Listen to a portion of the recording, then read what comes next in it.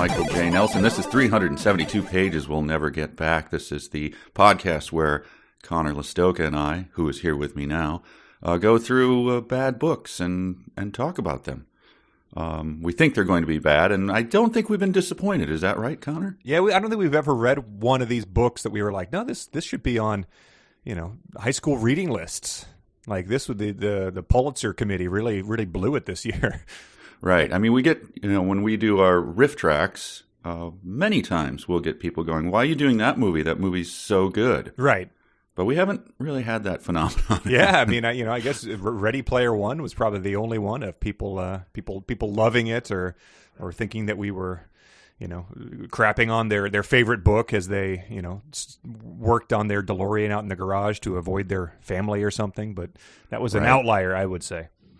Right, and this book, I don't think we're going to find many defenders of this. This is Dan Brown's Digital Fortress. Yes, we're not going to submit to the Great American Book Awards the sentence where the guy is smearing honey on the woman in the NSA's like lunchroom or something. I don't think that was necessarily going to qualify.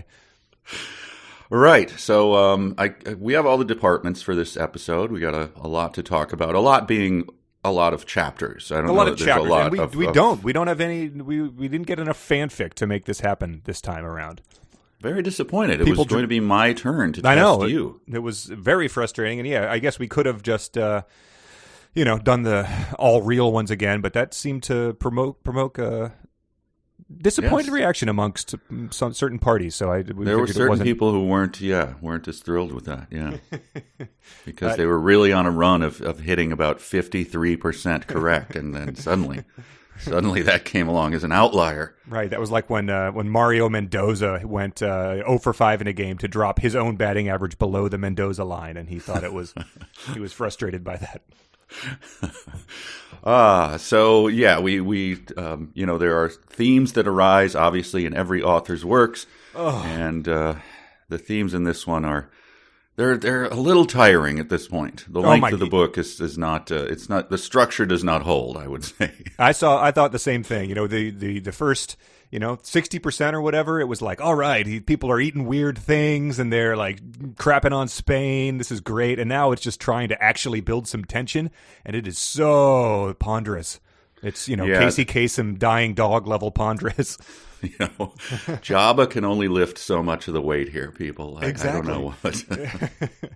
But yeah, I mean, we'll dive into that, exactly why it sort of gets ponderous. I have my own theories, I guess. But then there's plenty of dumb stuff here that is still building and still surprising. The characters still prove to be the dumbest geniuses that the world's ever seen, and we do get some, our characters encounter some physical pain, which is always good when you don't like the characters. Yeah, there's stuff to mine here, but it's tossing pages over your shoulder. It's like looking through a stack of something, and so we'll proceed past those things that don't interest us, obviously, and just kind of shovel through it. Dan Brown has a good metaphor for searching for something that comes up pretty early, so we'll keep that in mind. It comes up in the second chapter we review, so might as well get started so we can discuss that. As I pointed out to you, Connor, off air, I made the mistake, just a habit of printing my notes and putting a page break after the chapter notes, because normally that's three or four pages of notes, and this time I heard my printer going and went, I realized my mistake as it churned out page after empty page. Your printer went out with an axe to chop down another tree.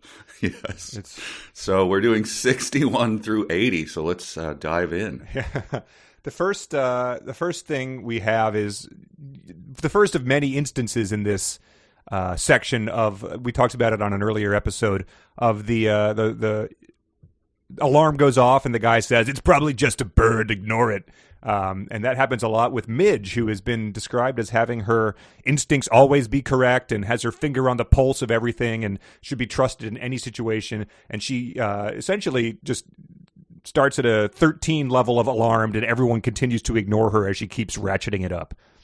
It's amazing. I don't know what purpose she's supposed to serve, but every single person she encounters is like, shut up, Midge. shut up. We got it under control. Right, yeah. So she's saying that, like, the power is out or something, and she's talking to Jabba. Her voice was tense. Jabba replies, "You're seeing things. It's pitch black," she yelled. Jabba, and then we get these descriptions. Jabba sighed. Jabba rolled his eyes. And then it was official, Jabba thought. Midge was in one of her moods. This is the woman who's been constantly described as being canny and someone to, boy, if she's got a hunch. Yeah, the Rock of the NSA. She knows more about it. She's been in and out of it. She may be a little saucy, but she's got her finger on the pulse. And shut up, Midge. Go to hell. What are you doing? A weird turnabout. Before we got to that, though, we get this description of Jabba, who is a huge tadpole of a man. Yes. There was a penlight in his mouth, a soldering iron in his hand, and a large schematic blueprint propped on his belly. So, I mean, as a tadpole, he's pretty much all belly, right? So, yeah, right. I mean, which part of him could he prop anything on that wasn't enveloped in the whole belly thing? He probably has a calzone on, like, the bottom right quadrant of the belly, and then his Dr. Pepper 2-liter is on, like, the top right, the blueprint's on the top left, and then, I don't know. There's a bag of Doritos that if he sort of, like, shakes a roll of his belly, it kind of puts a few Doritos into his mouth, kind of. He's perfected some method of doing that. And he's, however, he's smart and genius, and we're supposed to take him seriously. He's also soldering, right? Yeah. This comes back to bite him, and he's soldering on his back with the soldering iron up over above him. Yes. So later on, I guess, is when it actually drips on him. But he's defying all logic as to how you would operate with molten metal by placing it above you, and when it drips off onto you, being very surprised. Also, soldering. I mean, aren't we sort of replacing circuit boards and things? I just don't see. I don't know. It seems like an old-fashioned thing wedged in there. Sure. Yeah, and like, I need more dilithium crystal kind of stuff. Sure. But so then you get Midge, and it's just funny. Like, he obviously put Jabba in there because his tween son or something probably said that was like a funny name for a gross slob of an IT guy. But when you're trying to actually have the serious moments of the book, it's very funny that Midge is is saying sentences like this. Midge's response was icy. Jabba, I have a job to do. I don't expect to be yelled at for doing it. When I call to ask why a multi-billion-dollar facility is in the dark, I expect a professional response. So it's like, it's just, when you're imagining if that took place in real life, someone's very concerned about national security, to have to address a guy named Jabba is hilarious. Here, I'll redo it with a slight change to it. Okay. Midge's response was icy. Stinky the Hut, I have a job to do. Slight improvement? Sure. I have another one. Yeah, okay. Jabba, put down the calzone. A plane has just hit the first tower, and we need you to... But, like, that's what they're implying, is that this level of security. Yes, they are.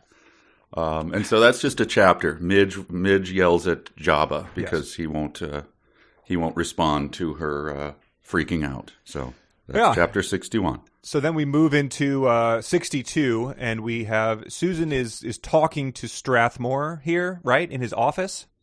Yeah, I think they stay in his office for 300 chapters or so. My God. Well, she leaves and goes back to his office.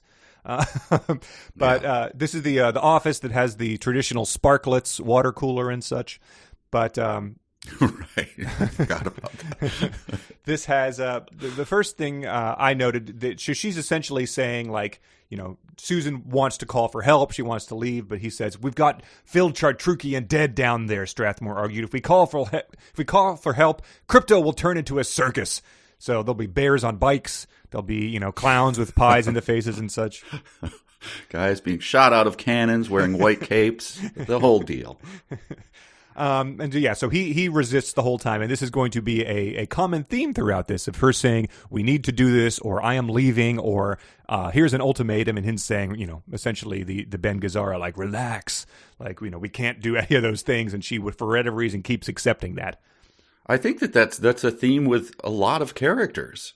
Is some person trying to compel another character to care about something and them not caring about it. Mm-hmm. And then the only twist being that later they'll say, but that's because he knew that, right. And then it just keeps repeating itself it's over and over again. Yeah, it is just not the way any of these people would behave. If you ever saw someone murdered, I just imagine, you would shift into an entirely new gear, like, especially with the murderer still being in the same building as you. Like, any of these, like, polite deferrals to, like, you really need to listen to me now. You'd be like, I'm getting the hell out of here immediately. Right. Like, you're not going to be trying to signal people with your eyes, like, murder, he murdered. Dan Brown tries some writing here. Yep. There's a couple of these. Locating a random passkey on one of the Node 3 hard drives was somewhat like trying to find a single sock in a bedroom the size of Texas. That's what I was referring to earlier. I mean, thanks for not using the cliche, I guess, but it just stands out even more when you've just like tried to make up your own version of needle in a haystack. Because I stopped for like 5 minutes to think about it. I was like, all right, so is this like a bedroom where things are enormous? Like where there's, the bed would be the size of, Austin, or is it a normal, queen-sized bed? And like the desk and, the dresser, are they just like spread out throughout Texas? Like all of them? Like it was very puzzling. Oh, right. Like is the dresser is 580 miles away from the bed? Yeah. So when you get up to, put on a shirt in the morning, you've got to trek across, to Galveston or whatever. Yeah, I didn't put quite as much thought into it, but it's very stupid. Well, yeah, just, you don't even have to make it a bedroom. Just like there was finding a single sock that had been dropped somewhere in Texas. Right. Because this applies that, Texas is devoid of all other, bedrooms and habitations. Like, yeah, because you'd be able to find a sock in Texas pretty easily. Like, you'd be able to walk into TJ Maxx or something. Right. Again, you put way more thought into it. It's like, so if Big Bend National Park was the entire state and... All right. Wow, okay. So that aside... So they go outside for a minute? Or the dome across. The dome. Yeah, you can see like this, they're in Northern Virginia or DC or something, and but like they're able to see like pretty much a planetarium-esque sky. Right. So she says above them, he says, a star-filled sky had stretched itself across the dome. Susan wondered if David could see the same stars from Seville. She did? The 170 IQ? Yeah, exactly. I wrote, glad she's focused. I mean, she has to know he's got a different view of the sky, right? Yes. Right, and that it's, a different time. So even, it's the same hemisphere. So it's not like he's, looking at the Southern Cross or anything. Right, but it would be, a morning, probably where it, advanced a bit. But that's such like a, college romance when someone goes abroad being like, I'm just going to be looking up at the same stars every night and thinking of you type of thing. Like, just like, ugh, come on. Yeah, I guess he just has to, it's his way of reminding, like when David is, running through the streets trying to catch a bus or whatever and going, I wonder if Susan went on vacation. Or yes, exactly. No, we know that's constantly in your mind. You don't need to remind us of that. You are not wondering that right now. Right. You are most certainly not. But also, like, I grew up here. Like the idea that you just like that the lights go off in one building and all of a sudden it's like being in Big Bend State Park in the middle of Texas that you can see right. Distant stars all of a sudden is preposterous. Right. You can maybe see the lights of Tyson's on the horizon or something. Right. Here's a good view of Strathmore. She turned to Strathmore in the crack of the door. His face looked pallid and sickly in the blue light. His fleshy, sweaty, meaty face. Right. And that's a sentence before that is, the bluish shadows gave the place a ghostly ambience. So yeah, we get it. Things are blue. You don't look good when blue light is shining on you. Like, come on. He should have followed it up with, in contrast to Susan, where the blue light like reflected off of the negligee that just peeked from below her thin blouse. A lacy strap, yes. In the coldness, there was you could see the outline of the nipples of her. Right. Well, Strathmore stalked outside the door. It was no wonder his wife was leaving him. I mean, that continues too. Like, throughout this, like, we just have more like gross guys, and the women continue to be, even if they're like crying and like underage in a public bathroom, they're still like put together to an amazing degree. Right. Yep. The women are flouncing about. The men are sweaty hulks, just gross, growling at each other. Well, that's all I have for that. Yeah, it was a long chapter with yielding very little. Right. Chapter 63 goes back to David Becker in Seville, and he is on his newly purchased Vespa motorcycle, which is struggling up the entry route to the airport. His knuckles had been white the whole way. His watch read just after 2 a.m. local time. So we've all been to the airport. I just have trouble imagining the world in which this man doesn't realize that he's already failed at his mission. Right. But he does what he does well, which is to go into subterfuge with not a flight attendant, a desk clerk. Yes. And we get this. This is a stern settle down to Mr. Brown here. He's saying to her, she's a young girl, maybe 15 or 16. Her hair was... Before the words left his mouth, Becker realized his mistake. The agent's eyes narrowed. Your lover is 15 years old? That is a firm settle down, Mr. Brown. Watch yourself, counselor. That was the same way that Richard Reed, the shoe bomber, got on the plane, though. He told them that they didn't want to let him on, but he said, no, I'm sorry, it was a friend of mine. And they said, oh, a lover's quarrel, and waved him through security. Right. Said, if it's a lover and you're asking and you have the ring on you, get on the back of this ride. And, right, yes. Honk, honk. Who am I to stand in the way of true love? I'm getting you there on time. They introduced, it's sort of, that's like, it happens later too with the 15-year-old girl, but you have these sort of like Austin Powers-y misunderstanding, quote under quotes, like for like comedic sense of like, him thinking that he turns into a perv in this woman's eyes very quickly. Yes. So he fails at that, and that chapter just ends. It's a good chapter end, though. Oh, yeah, it is a great chapter end. Before the chapter end, though, he does approach the custodian who is buffing the floors, and he says, like, I'm looking for una niña, pelo, red, white, and blue hair. The custodian laughed. Que fea, sounds ugly. He shook his head and went back to work. So, like, we have, like, the biggest dick in the universe, because, like, why would you be looking for someone that you were, like, going to accept that as an answer? It's clearly a relative or, a girlfriend or something, but... Nobody looks for an ugly person.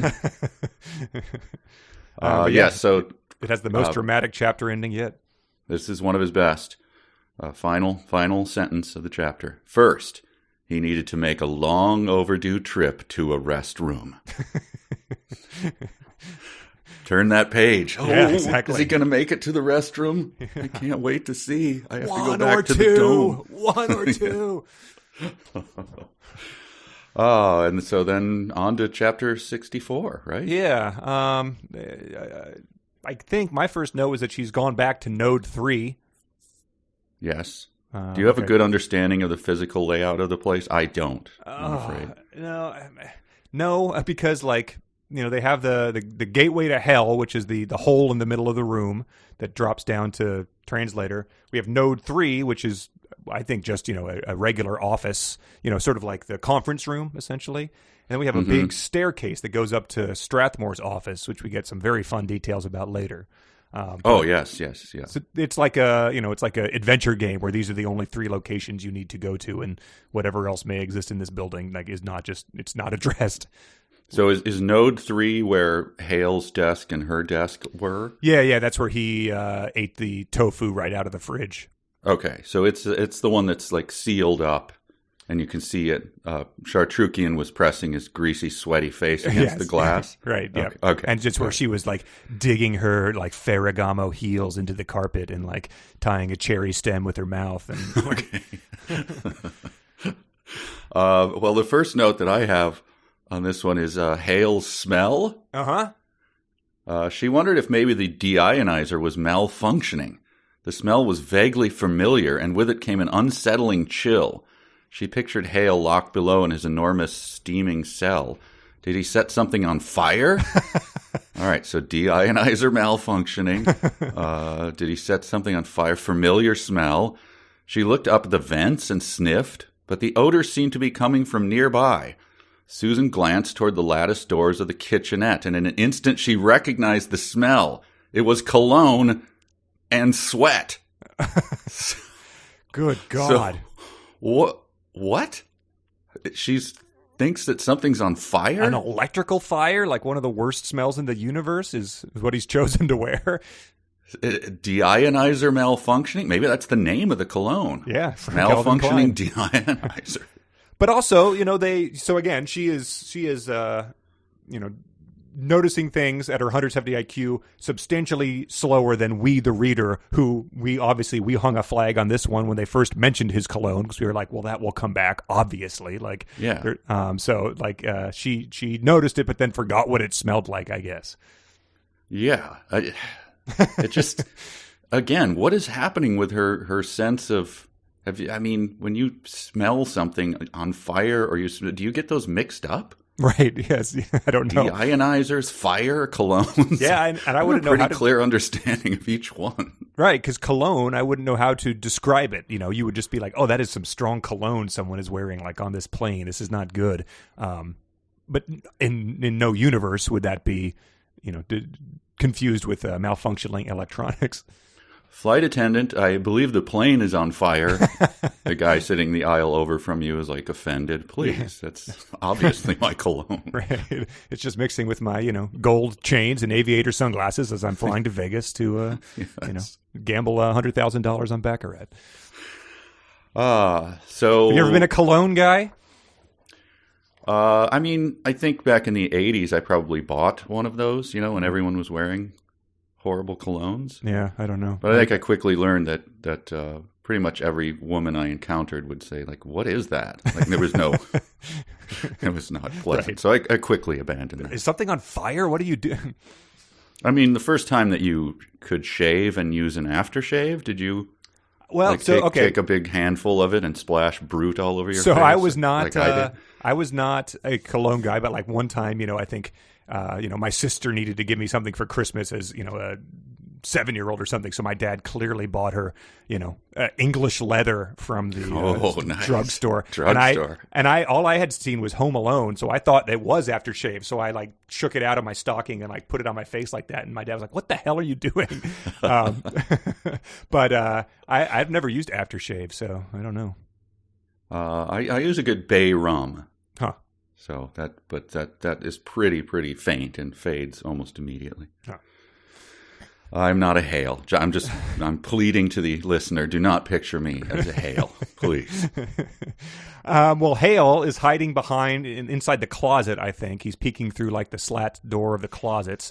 She sees his, eyes like you would see a mountain lion that was about to kill you in the forest. But we get this nice tidbit. Susan had once heard that raw terror was paralyzing. She now knew that was a myth. So I was just wondering, like, where she might have heard that. I think standing around the Sparklet with the other guys. Right. And but she never looked into it as with her IQ. She just accepted this hearsay. And believe it or not, that is she knew it was a myth. Just keep that in mind. She heard raw terror was paralyzing, and now she knows it was a myth. Hale bursts out of there and sort of tackles her. Mm-hmm. And we get some very grim sort of. So it goes nowhere. We get some sort of shock value stuff put in here where he sort of starts groping her and ripping her clothes off. Mm-hmm. His hands were around her again. One of them clamped firmly on her left breast. The other was on her midsection. And he knocks her down. Susan was suddenly on her back, her skirt bunched high on her hips. The top button of her blouse had released and her chest was heaving in the bluish light. She stared up in terror as Hale straddled her, pinning her down. She couldn't decipher the look in his eyes. It looked like fear, or was it anger? His eyes bore into her body. She felt a new wave of panic. And so her panic again is something that has sort of, been at a 11 and keeps escalating the entire time. She keeps panicking. She keeps feeling chills go down her spine throughout the duration of this section. But then we get this new information. She tried to fight, but her body did not respond. She was numb. Exactly. So myth or not? Is it a myth? Seems we have a new data point here. I'd heard this. But yeah, that is I think a page and a half from when he called it a myth the first time. And so, that's happened in other episodes where he's said something and, contradicted it almost immediately. And a good chapter ending here, too. Italicized her thinking. I don't know why she can't say this, but she thinks it. Oh, please, God, no. So that's the end of that chapter. I don't like that technique I hate that. Yeah, especially because it's all fraud, he's setting it up as he's about to, sexually assault her, and, which is, completely unwarranted from the scope of, your beach read here. And, of course, it's not happening. It's just we're left puzzling whether Hale is a good guy or not at the end of this chapter. At the end of this section. So he starts buttoning up her shirt later. So whatever he's doing is just completely stolen valor from a drama standpoint. Oh, exactly. Yes, getting you to turn the page, Connor. I guess so. Chapter 65. Yep. This is back to Midge and Brinkerhoff. Oh, Midge. Oh, by the way, our own Bob Fingerman drew that nice Midge. He did, Did we post that on Patreon? No, I'll post it when we post the episode. I'll post it in the Patreon description and on Twitter and such. But yeah, it was a very good representation, I thought. Yep, we called him out to do it on our last episode, and he heard the call. The signal, the horn was sounded, and and Gondor answered. And so we have a Midge drawing now. It's great. It's sometimes I hope that Bob's I think he's mentioned he has a girlfriend. I hope she comes in and you want to go grab a drink on the patio or something. I am drawing Midge, honey. Yeah, we all suffer from that many times. Yes, I am trying to think of a line when the hobgoblin drinks a beer. Please leave me be. Well, we talked earlier about Midge trying to convince people of things and people saying she's crazy. Mm-hmm. This is an instance I want to hear more about this. Brinkerhoff rolled his eyes. So Jabba called him and said, if Midge tells you anything, here's what I do. I roll my eyes at her. Midge had gone nuts in the past, but never like this. He tried to calm her. Jabba doesn't seem to be too worried. Jabba's a fool, she hissed. I want more of Midge going nuts. Yeah, it is. What was happening in the past? What was she doing? Lead buried. I don't know. No kidding. Midge goes nuts. The book? I'd read that in a heartbeat. Gambling addiction, maybe? Or she brought a pogo stick into the office and was bouncing around on it? Stripping all her clothes off and running through the office screaming or singing songs from The Sound of Music at the top of her voice. I don't know. Yes. But people just roll their eyes at her because she's done this so much in the past.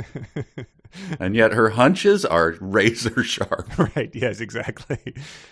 Again, very schizophrenic character description. I like this part when she's explaining to him just some techie garbage about bypass switches and stuff. But Brinkerhoff's response to all this is she's hysterically yelling at him. Wait a minute. Brinkerhoff flashed her the timeout sign. Strathmore said everything's fine. So he, in the middle of this national crisis and Midge going nuts, he just becomes 45-year-old Zach Morris for a minute. Yes. Like, I hadn't thought about that in forever, but, these Zach Morris and a elementary school gym teacher, I think, are the only people that were ever doing that one. Right. He might as well put the L on his forehead or something. But speaking of descriptions, here we go. Nobody had ever called Jabba a fool. A pig, maybe, but never a fool. A common theme in our books of describing people as pigs. Yeah, Jabba and the sacred princess Allura Dannon. Yes. Wow. So, Jabba from three buildings over is like, hey. Right. I'm just sitting here. I'm living my life. I'm dusting off a calzone. Right. So pigs combined with a tadpole. We need like one of those Conan if they mated type of things. Right. Like what would that look like? Or like that sounds like a weird chimera like type of creature, like the Sphinx, the pig's face with a tadpole's body maybe. Right. But then, so they're not calling him a fool, but they call him a pig. And then he says, "You're trusting feminine intuition over Jabba's advanced degrees in anti-invasive programming," which I will spoil. That was submitted as a dumb sentence because it is incredibly dumb, insulting. It's everything. Oh, wow. I did not write that one down. That one went right past me. So yeah, but that's another, he's dismissing Midge's, three decades of service, I think, to the NSA and the tendency to always be right as feminine intuition. Right. So she blackmails, what's his name? Brinkerhoff. But here's Midge getting very midgy. "If Strathmore bypassed, we call security. If I'm wrong, I'll leave and you can go smear marmalade all over Carmen Huerta." She gave him a malicious glare and held out her hands for the keys. "I'm waiting." So full Midge there. Yeah, really. Yeah, that is. I don't know if this Midge. is her going crazy or this is which aspect of her personality. Oh, yeah. I mean, slightly nuts, I guess. But right. Listen, this is amazing. This is I think the first time this has ever happened. "This is an emergency," she says. "I need to see that list." Brinkerhoff put his hands on her shoulders. "Midge, please settle down." The first time a book has ever issued itself, the firm settled down. Wow. Even grasping the shoulders. Yeah. Wow. Not even just the flat 1,000-yard stare and then a pause and then a settle down. It's serious here. So that was delightful. But the marmalade was not just her sort of being colorful, as we learn when he sort of witnesses the actual blackmail she has all queued up for him. Yep, she puts it all over the monitors, and we get, I don't know if you can top, Becker having to go to the bathroom at the airport, but I think this does top it. Wow, all right. Do you have it? Yeah. I have it right here. Brinkerhoff flushed. He turned back to the monitors. He tried to block out the images overhead, but it was no use. He was everywhere, groaning with pleasure and eagerly fondling Carmen Huerta's small, honey-covered breasts. Brinkerhoff grasped his own shoulders and said, "Settle down." So they've done Carmen a great service of really developing her character as a rich, full person here. And come on, in the office, really? At the NSA? Yeah. I mean, come on. Sneaking off in the first place, but then being like, I mean, you've put honey in tea and accidentally touched the sort of top of the squeeze bottle or something and be like, oh God, I'm going to have to scrub my hands for 45 seconds to get this off here. And, Carmen is evidently buttoning up her, presumably sheer sexy blouse and just going back to work. Yeah, it's obviously a 20-minute shower is in order here at the NSA. Yeah. So even if no one saw what happened, even were there not cameras there, right. Yeah. We noticed that your hands are covered in honey, and Carmen Huerta. Yeah. There's a bunch of bees chased her out of the office. She's running around like Nicolas Cage. I wish we knew more about her, and I wish we knew more about Midge going crazy in the past. So, chapter 66. Chapter 66. Yeah, we get a good look at a Spanish airport bathroom. Oh, what is his beef with Spain? Yeah, I mean, it's like, one generation had sort of like Hemingway's vision of Spain, like the bullfights and, that sort of romanticized image. Romantic, yeah. We get this passage to really sort of, none of us can travel right now, but, we can be transported to exotic locales through the magic of writing. The restroom was typical Spanish institutional. Perfectly square, white tile, one incandescent bulb overhead. As usual, there was one stall and one urinal. This is the women's room. Whether the urinals were ever used in the women's bathrooms were immaterial. Adding them saved the contractors the expense of having to build the extra stall.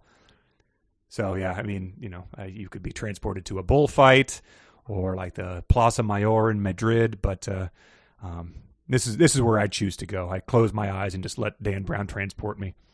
Yeah, I can hear, what is the famous, I can't think of the name of the symphony, or the guitar symphony. Da-da-da, da-da-da-da-da-da-da. Segovia? Is that a Spanish guitar player? Andres Segovia, yes, but I just can't think of the name of the thing. But someone correct me. Here I'm supposed to be the expert. I can't pull it. So let that guitar riff continue to play as I read this one. Yes. Give me a little bit of it, and I'll read it. Becker peered into the restroom in disgust. It was filthy. The sink was clogged with murky brown water. Dirty paper towels were strewn everywhere. The floor was soaked. The old electric hand blower on the wall was smeared with greenish fingerprints. Yeah, beautiful. I just wrote, my God, we get it. You had one bad semester in Seville. Let it go. Did you get food poisoning somewhere? Greenish fingerprints? Are they growing mold? Have they been there that long? An airport bathroom is never a pleasant place, but you had a janitor outside buffing the floors, so clearly it's getting some attention. I guess he's just throwing up his hands and going, I'm the floor buffer guy, not my job. Right, exactly. Check out the floors, fine. But sir, there are paper towels strewn everywhere. I work around them. It's not my job to pick them up. Around the towels, it's very clean. And then we get this description of, I need help here from our listeners or you. She was a young sophisticate, right off the pages of 17 magazine. She wore conservative plaid pants and a white sleeveless blouse. In her hand was a red LL Bean duffel. Her blonde hair was perfectly blow-dried. I don't read 17 magazine. What type of person is he getting at here? Sophisticate? Sophisticate stood out to me. 17-year-old. Because, okay, so all in... Darling, I'm 17 now. Yeah, so 1997, 1998 was probably, the only time and the most I ever read 17 magazine, because I worked in the summers as a lifeguard at the neighborhood pool, and the girls' lifeguards would bring in 17 magazines and leave them strewn around. So I was reading, the dating horror story. About? But this was pre, I don't even know who would have been in them at this point in time. This was sort of pre-Britney era when I was reading them. Would have been probably the girls from Full House or something. It is Sophisticate stood off right away as being a wildly inaccurate description of whatever you would see. It's like Blossom. I'm trying to think if I've ever met a sophisticated 17-year-old. I probably have. I've met people with poise and stuff, but I wouldn't call them sophisticated. Yeah, it always seems like a weird put on where it's like, what happened? You went straight from 12 to 42? Yeah. So he's talking with her, and we get this another attempt at, what was the last one? The sock in Texas? Sock in a bedroom the size of Texas. All right, he's trying again. Points for the effort. She swears. The profanity seemed inappropriate, coming from her lips, like sewage flowing from a polished decanter. Oh, Dan. Mr. Brown, stop attempting these things. Oh, we already know she's a sophisticate, so the picture's firmly planted in our mind. Yeah, and so he just how like glowing and soft, like gauzy filter must she look like for him to think that at 17 calling him a fucking weirdo is like turning on a valve of sewage out of a crystal. I mean, it's insane. Like it makes it's like a bad metaphor contest. So what is he expecting her to say? Like, well, I never. For you to have such effrontery to me is beyond the pale, sir. I turn my nose up at you, I turn away, and I expect not to hear another word from you. Instead, what the fuck? But yeah, so like, did someone went and like scoop some sewage up into the decanter? Like it's flowing, so like must be a pretty large decanter, like. It's flowing, so it's like a prop decanter where they have sawed out the bottom and they put a hose in there. Yeah, exactly. Like SNL when they're pretending to puke and it just has clearly it's the they hose put their through the sleeve thing. Yes. Yeah. I don't know. I could not decide which of those was my favorite. Probably the Texas one, but this one is just as insane, especially because it's so unwarranted. Teenagers swear all the time, right? Especially when there's men they encounter in a public bathroom. So the only young people he ever encounters are either red, white, and blue punks or very sophisticated 17-year-old girls. Right. I mean, yeah, didn't we realize that Dan Brown was like 35 when he wrote this or something? So like, I guess he was probably just, if he had kids, they were probably younger and he was worried about what they were going to encounter based on, 80s movies depicting teenagers. Right. So that chapter is very short. I don't think I have anything else on that. I mean, he's sort of like eyeing her, and then he's like, he realizes she was not as polished as she'd first thought. Her eyes were puffy and bloodshot. Her left forearm was swollen. Underneath the reddish irritation on her arm, the flesh was blue. Jesus, Becker thought, intravenous drugs. Who would have guessed? And so, obviously, this is the punk girl he was looking for. Everyone realizes that who's reading the book, but he for whatever reason he's unable to possibly decide that. Right, and his long distance guessing at her drug addiction is, I don't know. Can you do that just immediately? Like drug user? 1 second a sophisticate off the pages of 17 and then just do a quick glance and go, oh wow. But hardcore drug use. Yeah, it does read like one of those 17 embarrassing stories you'd write in and they would give like 5 stars, being like, I really had to pee, but then I walked into the bathroom and this grown man was there and accused me of using intravenous drugs. Well, you would know about 17 magazine. I do not. I hope it's still in print. Chapter 67? Yeah, chapter 67. This is another short chapter, and we had covered a lot of it in a previous real or fanfic, but this is Midge talks, what's his name, Brinkerhoff into breaking into Leland, blackmails him into going into Leland Fontaine's office, the director. No, 67 is Hale and Susan again. Oh crap! I'm sorry. We get a quick back to that. Yeah. Okay. The first note I had there was just a very gross description of how they'd left him. Hale was sitting, one leg on either side of her, his full weight on her midsection. His tailbone ground painfully into her pubis through the thin fabric of her skirt. His nose was dripping blood all over her. Thanks for reminding us that she had thin skirts. Yes, exactly. It is like the least erotic thing that has ever happened, and he's still like, dropping these, clinical terms, but thin fabric. This is a great description of Hale. She recognized the divide and conquer mentality of an ex-Marine. Invent lies, pit your enemies against each other. I believe that is the motto, right? It's not Semper Fi. That's what pit your enemies against each other. Invent lies. You do see bumper stickers with the Marine logo, and it says that. Bizarre. Yeah, it's so strange.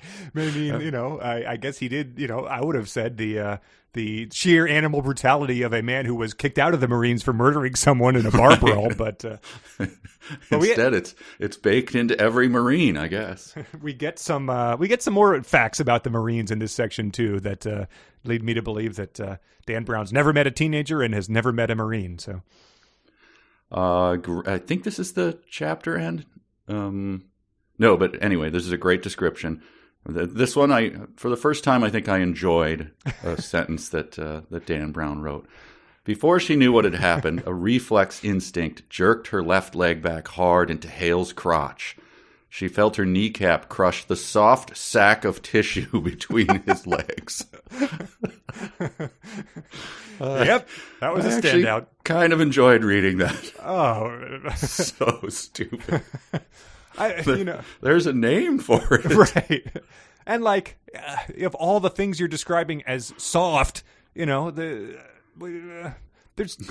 two hard things down there that are. It's I felt bad for Hale in that situation. Oh, that was good. I tip my cap, Dan Brown. Right. It is. It's like a contest to think of a way that no one has ever described this in the history of the planet, and he has won that contest like 3 times already in this section alone. I guess you could get clinical about it and say, "Can you crush a soft sack?" And he does use sack, S-A-C, so the medical. That's a good touch there.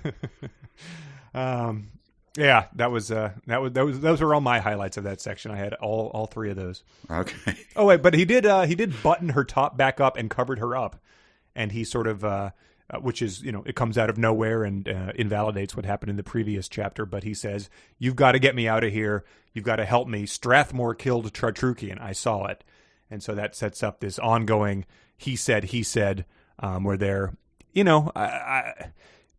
you're not sure what to believe, but it's just because you have 2 unreliable narrators telling you different things. So I don't appreciate it, but if I had to predict, I would say that it's probably going to turn out that Strathmore killed him. I don't know.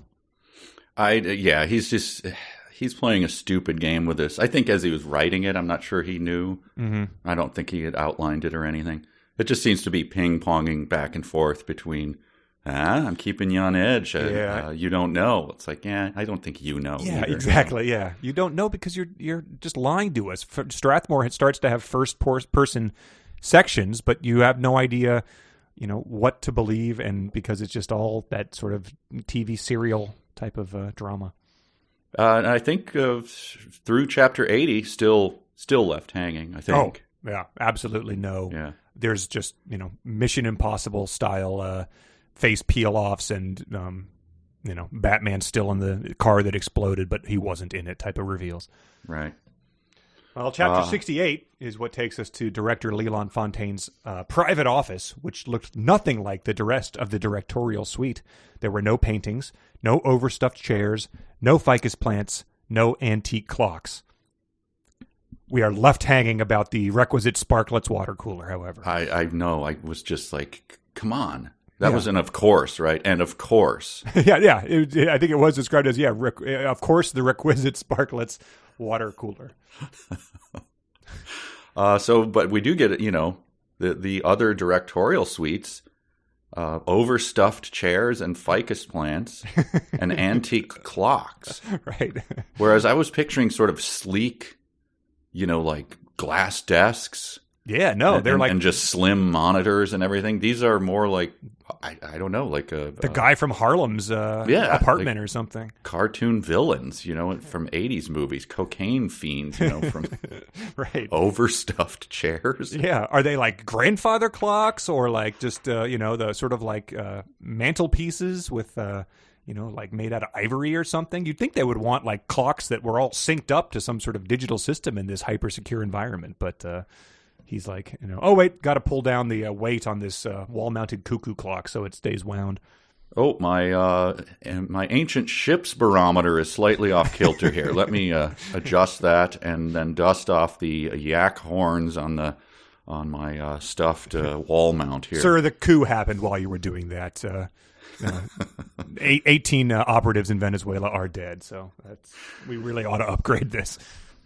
I think I just claimed that yaks have horns. I'm going to leave it. I'm going to leave it there. You're going to have to deal with that. Okay. Yaks do have horns. Do they? Yeah. I'm trying to think. I'm looking at one right now. Okay. You have a pet yak? Yeah, I do. I'm becoming one of the characters from our Meet the Authors. How big are the horns? I can't picture They look them. like Texas Longhorns, which you would probably find a lot of in your encounter to track down that sock. Right. Okay, now I think I've got a mental yak in my... Yeah. I'm looking up at the sky and wondering if you're seeing the same yak that I am in my head. But yeah, so they neither of them noticed the reflection that appeared in the window beside them. A massive figure was standing in Fontaine's open doorway, and this is the part that we had in real or fanfic. I thought you were in South America, and he says, "Yes, and now I'm back." And as far as I know, we don't get any sort of. I don't think we get like a real explanation for his sudden return or anything like that. But maybe that's forthcoming. I don't think so. I think it just carries on from here, but not, we get another chapter stuck between that. This is enough tension for us now. Yeah. But you skipped over. I have a Sonic challenge for you. Oh boy. Because this is we're in the middle of her blackmailing Brinkerhoff, Midge, that is. Okay. So, Si, senor, Midge cackled in a thick Puerto Rican accent. Oh, God. She winked and headed across the suite to Fontaine's double doors. So, God. Hey, you don't have to you can turn it down. No, I'll do it. All right. I mean, all caveats aside. Of course. I mean, this is from the book. You're doing so it's... So wait, what does he say to set it up? I don't know. Oh, just get the damn printout, he snapped, and then get out. Si, senor, Midge cackled in a thick Puerto Rican accent. So I can. Si, senor. I mean, there we go. I was in Puerto Rico in January. I can attest to its authenticness. Let me read you into that again. I want to get a clean one. You ready? Goddamn. Just get the damn printout, and then get out. Si, senor. So, all right, cut and print. Let's isolate that and get it out on the World Wide Web. So yeah, that's what Connor thinks Puerto Rican women sound like when they cackle. Okay. Another physical description. The director, a huge man, sweaty maybe, meaty, thick-fleshed. Probably that all comes with huge, right? Yeah, I think there is a. I think I have. Yes, I later on. He is described as a mountain of a man, and I just wrote down the flesh thickness is implied by that description. But anyway, so that chapter end. Yes, he's back. Mm-hmm. Since he is there, we know that. But what a chapter sting! Right. Yes, and now I'm back. I thought you weren't coming into work today. I wasn't, but now I did. Okay, all right. I needed to retrieve my file, which I wasn't holding, but now I am. All right, well, back to chapter 69. Woo, chapter 69. Nice. This is back to the public bathroom. The land of terrible bathrooms, an awful blossoms medical system. Redolent in the air. A sun that just beats down on you all the time. It's no like something AC from on the buses. Yeah, it's like something from a Ray Bradbury story where it just won't. The sun is just the killer. So this is Spain. She is. I think she's getting the hell out of there. I think. The first note I have is she says, "Mr. Wait." Or I guess they've gone their separate ways. She says, "Mr. Wait." Now what? Becker groaned. She wants to press invasion of privacy charges, which is something that if you I don't know if that's a charge that you press, but if you do, you usually approach the guy who invaded your privacy to do that. Yes. You don't file a suit or approach a policeman or anything like that.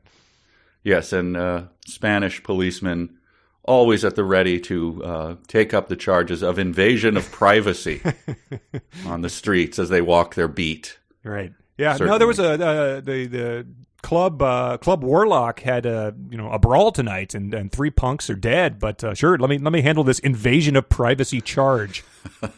And you say he asked you too many questions about what? This is very, very serious. In Spain, there's one thing we have aside from our terrible bathrooms, and that is very strict privacy laws.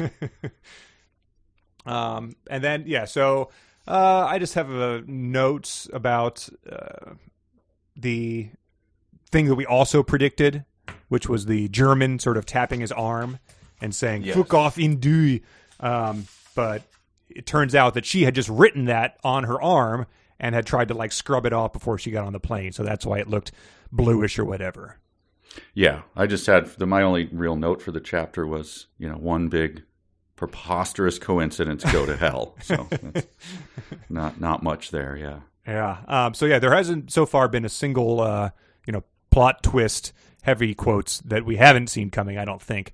But we do get this strange way out of him trying to surmise if this is the same person he's looking for.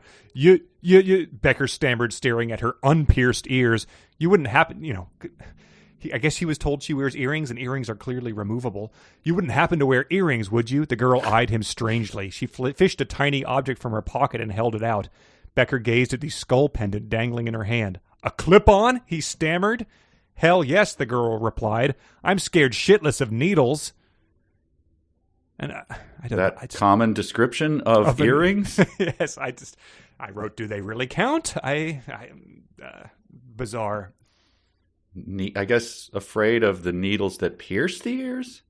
Right, but again, are those needles? It's more of just like a hole punch. I never heard it described as a needle, but yeah. Well, I guess this is the sophisticated way to say that. Yes, I forgot about that. The commoners call it something else, ear piercers or something. Yeah, but she calls them needles. This was in a layout that one of the band members of Slater-Kinney had done for the girls in 17. If your parents won't let you get your ears pierced, here are some cool clip-on earrings that you can... Again, that reference is probably right on, right? For when you were reading it. I would read it. Yeah. Then we go to chapter 70, and really all I have is why in the name of hell was this a separate chapter? This is the least. We don't change location or time. Yeah. I don't know. I hadn't really noticed that because there's just so many chapters, but you're absolutely correct. We're just ping-ponging back from the locations, but this time chapter ends with the scared shitless of needles. And dun, then, dun, okay, dun. Dun, dun, dun, turn the page. David Becker stood there at the exact same time. It's very frustrating. I'm sure it's just he probably meant chapter 71. 71 is another garbage one with the Numa guy, so he probably just didn't have them laid out correctly. He probably meant that to interject there. Yeah, but here we get chapter 70 is one big, I'm going to use a reference from my youth, Three's Company misunderstanding, with the landlord outside the door going, "What in the world is going on?" This is going to sound crazy, he said, but I think you've got something I need.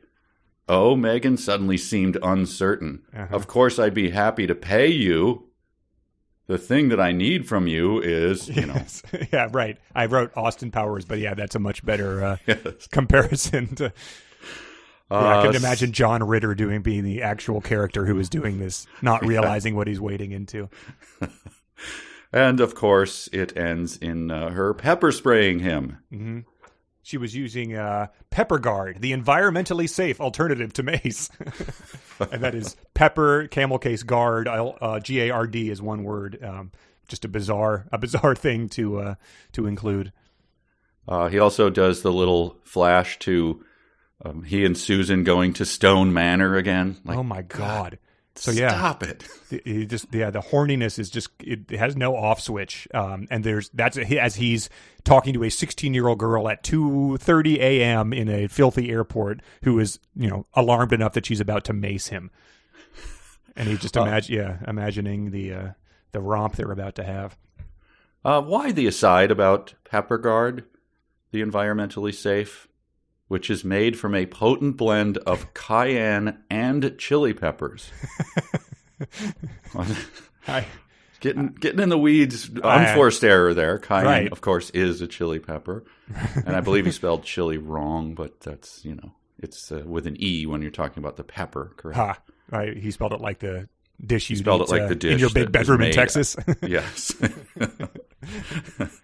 Nice. Wow. I don't know. And is that presumably a brand you can buy in Spain? Because I don't know if you're allowed to be traveling with that internationally. Maybe in the late 90s it was still okay. Yeah, I guess so. I don't know. I think he thinks he's being clever by suddenly stopping, freezing the moment, and giving you, more information than you need. Yeah. She pulled out her pepper spray and, directed a stream of it directly into his eyes or whatever. No, it's Pepper Guard, the environmentally safe. Maybe it's just a view into the mind of a 16-year-old sophisticate in 1998. That is true. Again, you would know. Test your own knowledge of 17. Was there a lot of articles about Pepper Guard? Probably. There was. If you're going to the NSYNC concerts when they start to exist in 2 more years, you might want to. Oh no, NSYNC was around then, I guess. But that might want to be what you carry if you're thinking about the environment. I like this detail about her. He eyed the girl. This is before all this happens. He knew his search was over. She had washed her hair and changed clothes, maybe in hopes of having better luck selling the ring. But she'd never boarded for New York. So that's a typical 16-year-old thought processes in a foreign country.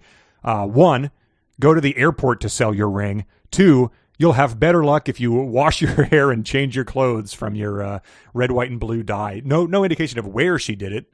Presumably the filthy bathroom. Yeah. That's why there's paper towels all over the floor. That could be the green smudges, I guess. But, that's asking a lot. That's making a big assumption on the behalf of an author who has not earned it. No, of course. Just a stupid coincidence, and we're supposed to go, oh my God, it's her? Oh, wow. Chapter 71, the most worthless chapter, I think, which is saying a lot. It is. A whole lot. I just wrote down, guess the word count. Taduka no Matoga waits for a phone call. That's the whole chapter. Yes.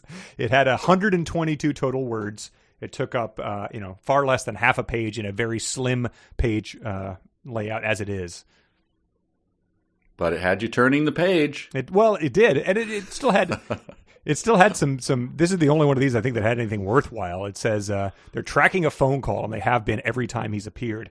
It's taking a bit longer than expected. It came from a cellular, Numataka mused. Figures. Fortunately for the Japanese economy, the Americans had an insatiable appetite for electronic gadgets. So this is, I guess it's just, late 90s. Not everyone had one. But talk about something that aged, incredibly poorly. Well, on some level it is true. I don't know if you remember, people used to stick fake cell phone antennas on their car. As like a brag? Yes. As like a status symbol of, I am rich enough to afford a car phone. That is so and embarrassing. They had those distinctive spiral little aerials. Wow. Yeah. And people would buy fake ones. That's lower than truck nuts. Yeah, that's incredibly lame. Oh, sorry, I meant truck soft sacks of tissue. Right. Please get the nomenclature right.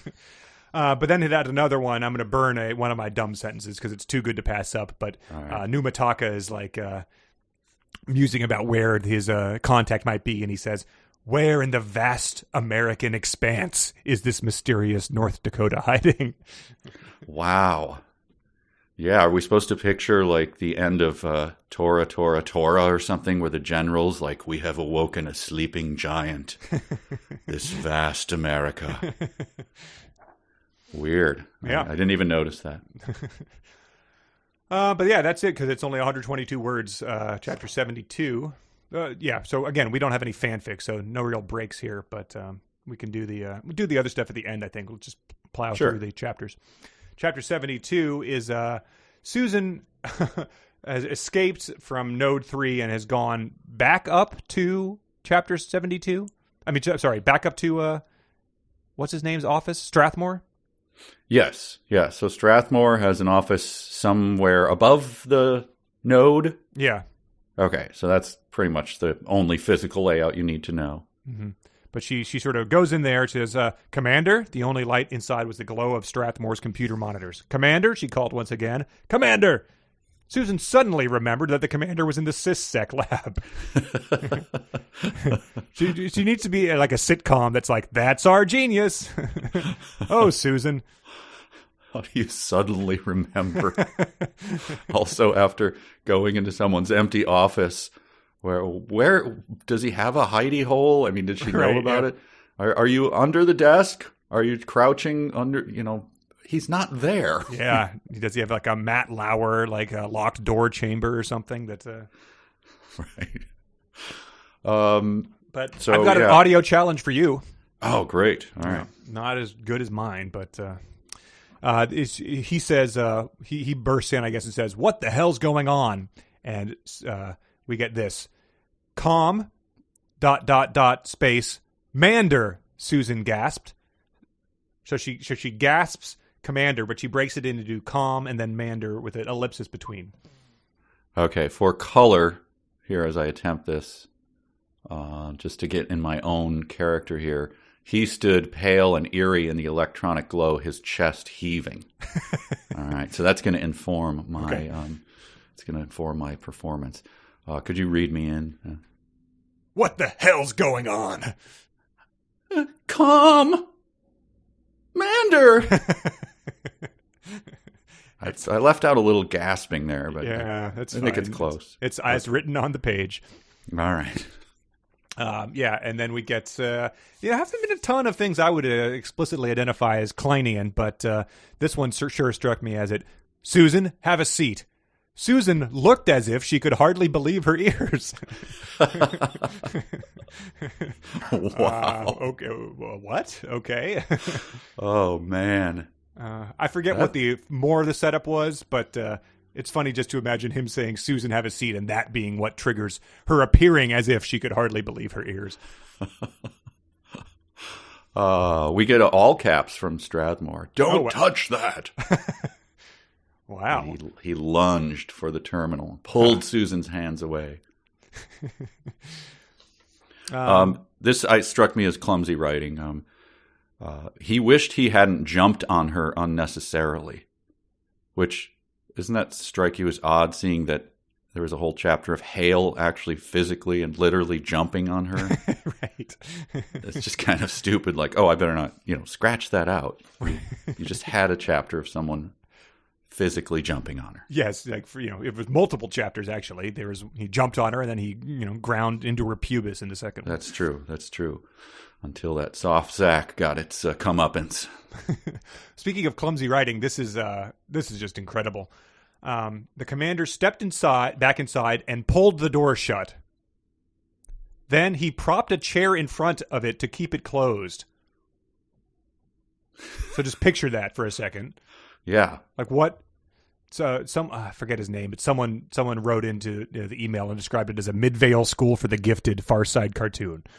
Because I was like, I at first I read that and I was like, I just saw the propped a chair shut, and I was like, that's a movie thing, I understand, but does that ever work? Like, would that, like, in what situation could you not just like shove the chair, through the door? But then it was a door that pulled shut, so if anyone walked inside, they would open the door and the chair would fall out into the hallway. Yes, yeah.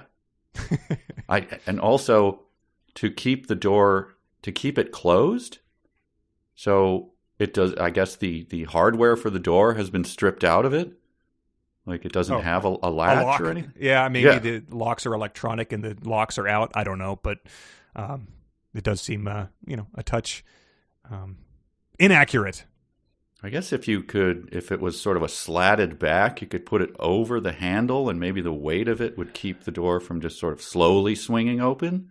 Yeah, I mean, if it needed to push open, and then the legs of the chair would like dig into the carpet like one of Susan's Ferragamo heels. Right. I guess that works. I don't know, but yeah, not when you just open the door and it falls on you like the bucket of water prank, essentially. Oh, it's going to work about as well as a sock in Texas, as far as I'm concerned. My friend told me, this is the sort of thing that, like, he told me his dad or uncle advised him about, and it's going to turn out that it comes from a movie or something, but I always thought it was funny. He's like, if you ever want to take a nap in your office, you go sort of behind where the door opens, and you dump a bunch of paper clips on the ground. So then when someone opens the door, it knocks into you, wakes you up, and then you can pretend like you were on the ground picking up the paper clips. Wait a minute. This is by far the most successful of my friends in the business world. He has dozens of companies, that one of them was CNBC's like top disruptor to watch last year. And so, yeah, this is his business advice TED Talk. My gosh. There's no way that anyone has ever. No.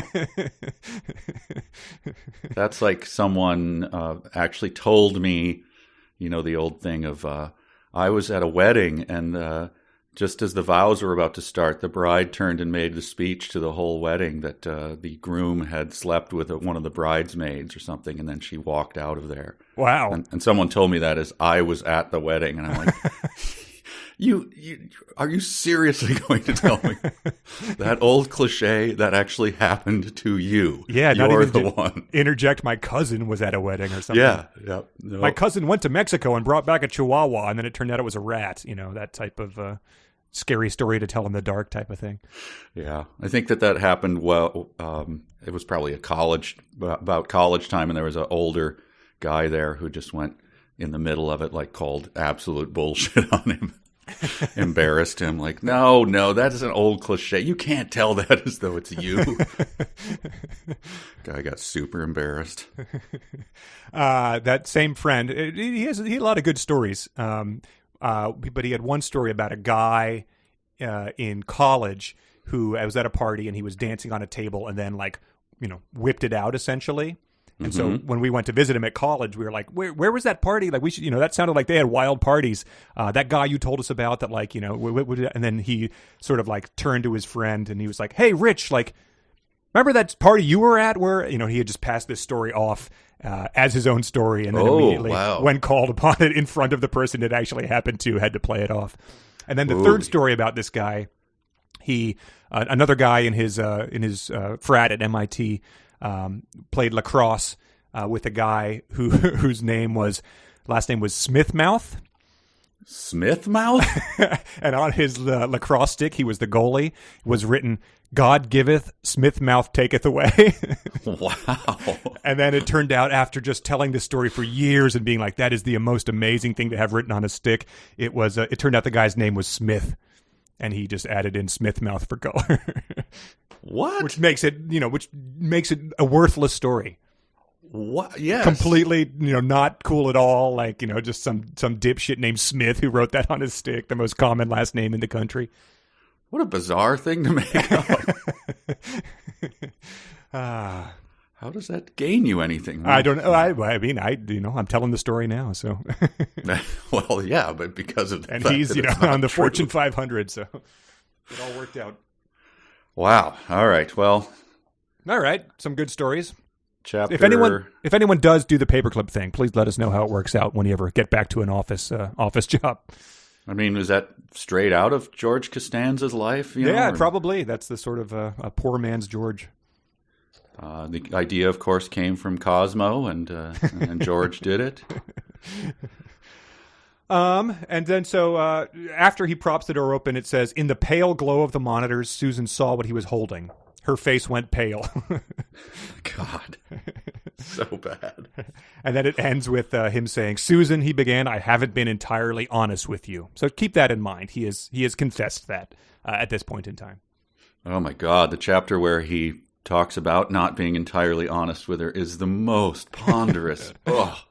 Which we'll get to in a second, because chapter 73, another absolutely worthless chapter. Mm-hmm. The entire gist of which is David Becker's eyes hurt. Yep. That's what we get. Oh, and Megan returns after having hosed down his face with pepper guard. She comes back to him. Yeah, she wonders how he knew her name. And the only thing I thought was interesting was it felt like his face had been doused in turpentine and ignited. And I just thought that turpentine was, again, an odd choice. I guess it's probably flammable, but... It is. Gasoline? Lighter fluid? A mixture of 3 volatile chemicals had been put on his face and lit a fire with a Bic lighter. Or whatever the environmentally sound alternative to turpentine might be. Right. So, yeah, that's all. I don't have anything for that. Nope. We go to chapter 74, that's where we get introduced to Leland Fontaine being a mountain of a man. Oh, yes. The first African-American director of the National Security Agency. Nobody ever mentioned the distinction. Fontaine's politics were decidedly colorblind, and his staff wisely followed suit. No one ever mentioned it? Then why was it even mentioned? The distinction? Nobody ever sees him. Yeah. That seemed odd. I don't know why that's in there. Yeah, I mean, I get two feelings about that. I get the feeling that, one, people would definitely mention that. People mention that about, like, Frank Robinson. He was the first African-American baseball manager. It's, I'm sure he's proud of that fact. Two, I'm sure that this is the last we will ever hear about this in this book as well. I think it was probably put in there for color and will have absolutely no bearing on anything and never be mentioned again. And also, Fontaine's politics were decidedly colorblind. How would that matter? In terms of him being an African-American man? I don't know. It's one of those things that people say that is usually never true. I just feel like unforced error. Like you're drawing a distinction to something that just makes you ask questions about it instead of going, sure. Right. Gotcha. That's interesting. Yeah. So is Fontaine one of those guys that's like, I don't see race type of thing? Like, or is he like... I guess it's it raises more questions than it answers, which is his style. Right. So he walks in on them. But wait, so his staff wisely follows suit, as if his staff is like, God, I really want to get some race-based politics going here, but I guess it'd be wise to follow suit here, since the director doesn't seem interested in that. Right. Again, unforced errors. So he walks in on them. It's basically, what are you doing in my office? And they're caught like little kids. Mm-hmm. But after he catches him, this sentence caught my eye. Okay. Fontaine had kept Midge and Brinkerhoff standing as he went through the silent ritual of making himself a mug of Guatemalan Java. So... Imagine that. I am imagining it. It's let's take it at face value.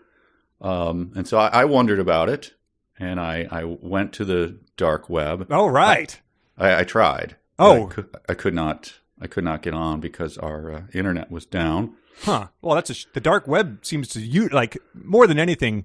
The dark web seems to have a lot of reenactments of moments where characters are kept silent. It's largely that. If you don't cruise the dark web, you probably wonder. Yeah. You think it's like people looking for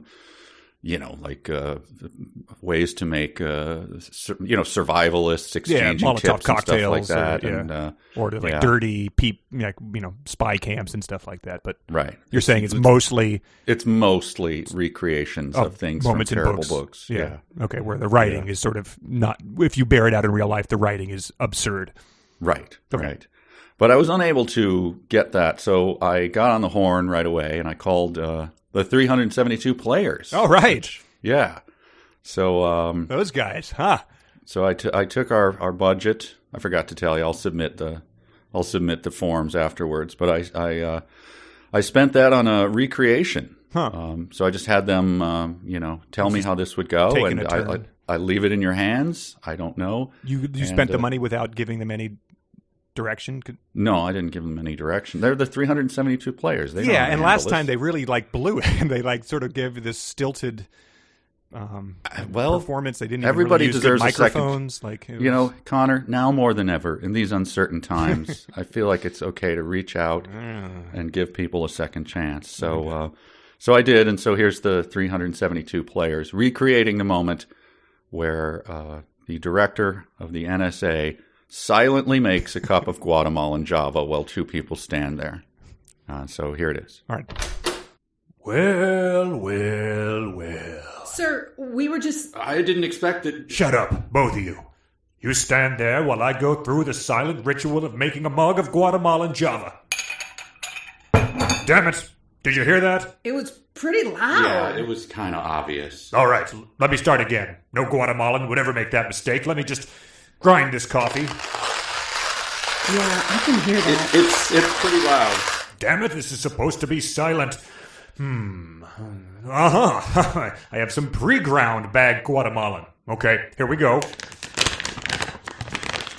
That's not silent. It's really not. Crap! All right, here. Both of you wear these active noise reduction headphones. Well, okay, but it's kind of a cheat. Yeah, you won't really be silently making your mug of Guatemalan. No, I will, though. Sound has to be perceived to be sound. Well, I mean, that's debatable. Shut up. Put them on. Okay. Okay.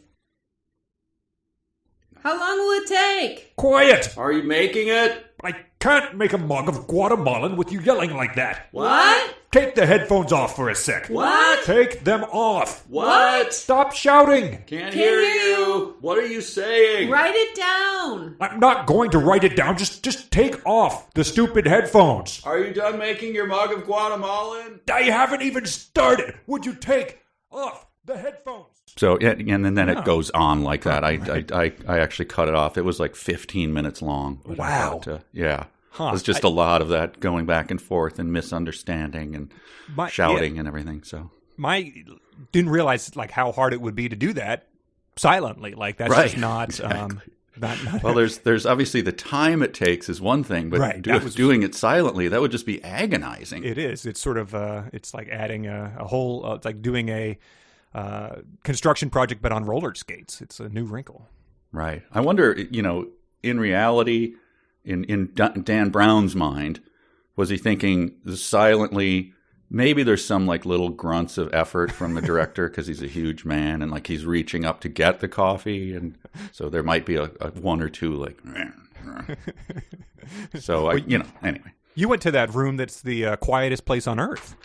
I did, yeah. So that's I'm surprised the ritual didn't involve them hopping in a car and driving up to Minnesota and Sure, yeah. The weird thing about the quietest place on Earth. What is it called again? It's called an anechoic chamber. Okay, it just means no anechoic, no echoes at all. Yeah. And so it feels this weird sensation of pressure on your ears because your ear brain system is like probing for echoes, and there are none, and so you feel this weird weight on you. But after a few minutes, you can hear people's like blood beating, and you can hear the small groan of their food moving through their intestinal tract. Your senses like overcompensate, like this, like daredevils do. Exactly. After a few minutes, you start to become accustomed, and you get like super Spider-Man hearing or whatever. So it's very weird. You can hear Susan Fletcher adjusting her bra strap. Oh, I hear it. So this was another thing that was just, another unforced error, but it's very funny to imagine the actual head of the NSA having this conversation. You called Jabba? Yes, sir, I. Jabba? Fontaine stood up, furious. Again, Stinky the Hut? And then this was another note that it's been hinted at, but it just seems like a very weird thing that evidently the plot is going to hinge on. 3 months ago, Fontaine had gotten news that Commander Strathmore's wife was leaving him. He'd also heard reports that Strathmore was working absurd hours and seemed about to crack under the pressure. So he was getting reports that Strathmore seemed like he was about to crack under the pressure. Like he's the second in command, right? Yes. 3 months these reports have been coming in, and he's like, oh, I'll look into that. Like, make sure it's filed on the appropriate someone's about to crack under pressure paperwork. Right. I mean, is Donald Trump getting reports about Pence? He should be on top of this stuff, should he not? Yeah. Is he like walking? Yeah, but like, how would someone even like notice that? Is he like muttering like, Hamlet when he's pretending to be crazy? Like, he really seems like he's about to crack under the pressure. Right. But then he does the sensible thing that a boss would do. Instead of bringing him into his office and talking with him. Reaching out, canceling. Having him go to HR. And not even as a boss, but as your friend. Right. Is there anything that you need? No. He does the sensible thing. He spies on him. Yes. He tracks everything that he's doing. Reads all of his emails. This is just taken as a point. I found it so funny. Like, I mean, would this have been assumed already? I don't think you can probably have any. If you're using a government email, I think those have to be reported on anyway. Huh. I know if you work in the financial area, you can't. It's assumed that it's being tracked. Everything is being tracked. I think a lot of workplaces are like that, where it's like, don't look at your, don't look at your videos of Carmen Huerta covered in honey at work, because we're just take it as a given that we're looking at everything you do. Right. But yeah, that's his response to it. And so he sees by spying on him that no, he's not cracking up at all. He's fine. Right. So that's how the director of the NSA handles that problem. Yes. He's Googling like what to do if you're about to crack under the pressure. And he's like, well, this is a red flag. I guess it's like people are like, hey, like, you guys are, making fun of movies all the time. Is it hard to turn off when you go out to a movie with your family? And it's like, I guess that's just like at the NSA, they just can't stop installing spying software on other people's computers. Yeah, when all you have is a hammer, everything looks like a nail. So every problem has a solution, and that is to spy on some new person. Funny. So that's that. I think I don't have anything else. It's a very long description. This chapter. Why are the chapters where Tankata, or not Tankata, what's the other guy? The businessman who smokes a lot. Numa. I want more color on Numa. The chain smoking cigars. And, he's getting massages. He's smoking cigars. Yeah. Like, people are bowing to him. Right, and those chapters are like 3 sentences long, and then this uninteresting guy. That's like very, very long chapter. I like this is another technique we love to employ is either something in a Star Wars movie, they either like are delivering a ponderous speech about trade routes and we're like, get to the star battles, and they go to like a 10-minute star battle and we're like, my God, this is going on forever. Yes. But you can't, whatever they're skimping on is what we want to see more of in any given time. Of course. No, I just had his conclusion is Strathmore was fine, working at 110%, as sly, smart, and patriotic as ever. Right. And so the best thing the director could do would be to stand clear and watch the commander work his magic. And then we get just a hint of the secret plan that Fontaine has. Right. Everyone has one of those, it seems. So chapter 75, this is back to Susan and Strathmore. Strathmore is holding a gun. He's holding a Beretta. Even with the rage boiling in his blood, he was programmed to think clearly. The fact that Greg Hale had dared lay a finger on Susan Fletcher sickened him. But the fact that it was his own fault made him even sicker. Susan going into Node 3 had been his idea. Also, Greg Hale was a convicted murderer that Strathmore had hired, and you also didn't send him home today when you could have. So, right. Yeah, I would say it's a bit on you at this point in time. Right. Another Brownian moment. The commander had a deadly serious look on his face. There was obviously some aspect of his agenda to which she was not privy. It is obvious because he just said it explicitly, and then he restated it again. Yes. The end of chapter 2 was, Susan, I haven't been entirely honest with you.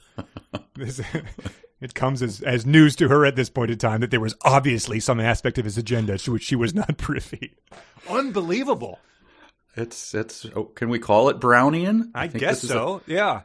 A new wrinkle of people just flatly not comprehending what is being put in front of their eyes until a few minutes later, and then realizing it and restating it in the exact same way. Right, and so that gives Susan the first of many chills, and she also is just pretty much at this point in time being like, "You let me out of here. I'm not going to ask again." And then sit down. Okay. And then Yes. she'll demand to get out, a page later, and she'll be foiled by someone saying, just give me a second, like type of thing. Oh, but then his confession to her, I don't even know what is happening here. This is the second in command at the NSA, and he's rubbing his hand over his face. His voice is frail. He's like, I don't know how to tell you this, but my life is my work here at the NSA. It's just like death of a salesman or something, Yeah. He's breaking down. And then he just tells her that he just has a simple plan with the code. Mm-hmm. And she just cannot believe it. Like, what? It Yeah, barely makes sense, she says. Wow. But it goes on forever, his confession. I just don't understand why he just didn't go, all right, look, here's the deal. I kept you out of it because of this, but I got my own plot going on. Yeah, and it's very, it's the villain confession in a James Bond bad movie. But he's essentially installed a back door into Digital Fortress, so it's his previous scheme. It's identical. It's like Star Wars, where they just like the Death Star gets blown up, so they just build another Death Star. He was going to put the back door in the first thing that Hale foiled. Skipjack. Yeah, Skipjack. And so he's like, all right, well, wait till you see this scheme. Back door in Digital Fortress that'll allow you to do everything. So he's sort of a one-trick pony here. But her just absolute disbelief at this. But she doesn't really give reasons. It's just like, it's just so unbelievable. Like, no, I mean, this could not be more simple. Like, this is just complete red herring. Yeah. So just accept it as it is, instead of making her like, her jaw fell to the floor. She turned cartwheels and did blah, blah, blah, blah, blah with her lips over how insane this is. Susan stared at him, apparently lost. He's like, really, Susan? Because again, very similar to Skipjack, something that we were all on board with. But he does Dan Brown, for whatever reason, can't help himself. But he launches back into the sort of Mr. Burns turf here. He's like, over the past few years, our work here at the NSA has gotten harder and harder. We've faced enemies I never imagined would challenge us. I'm talking about our own citizens, the lawyers, the civil rights fanatics, the EFF.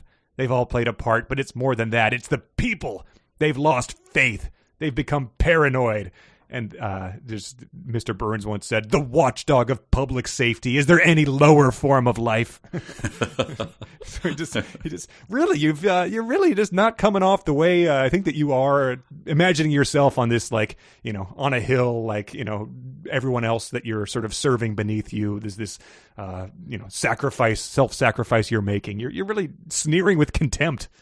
Yes, I mean, come on, people, be patriotic and let us look at everything.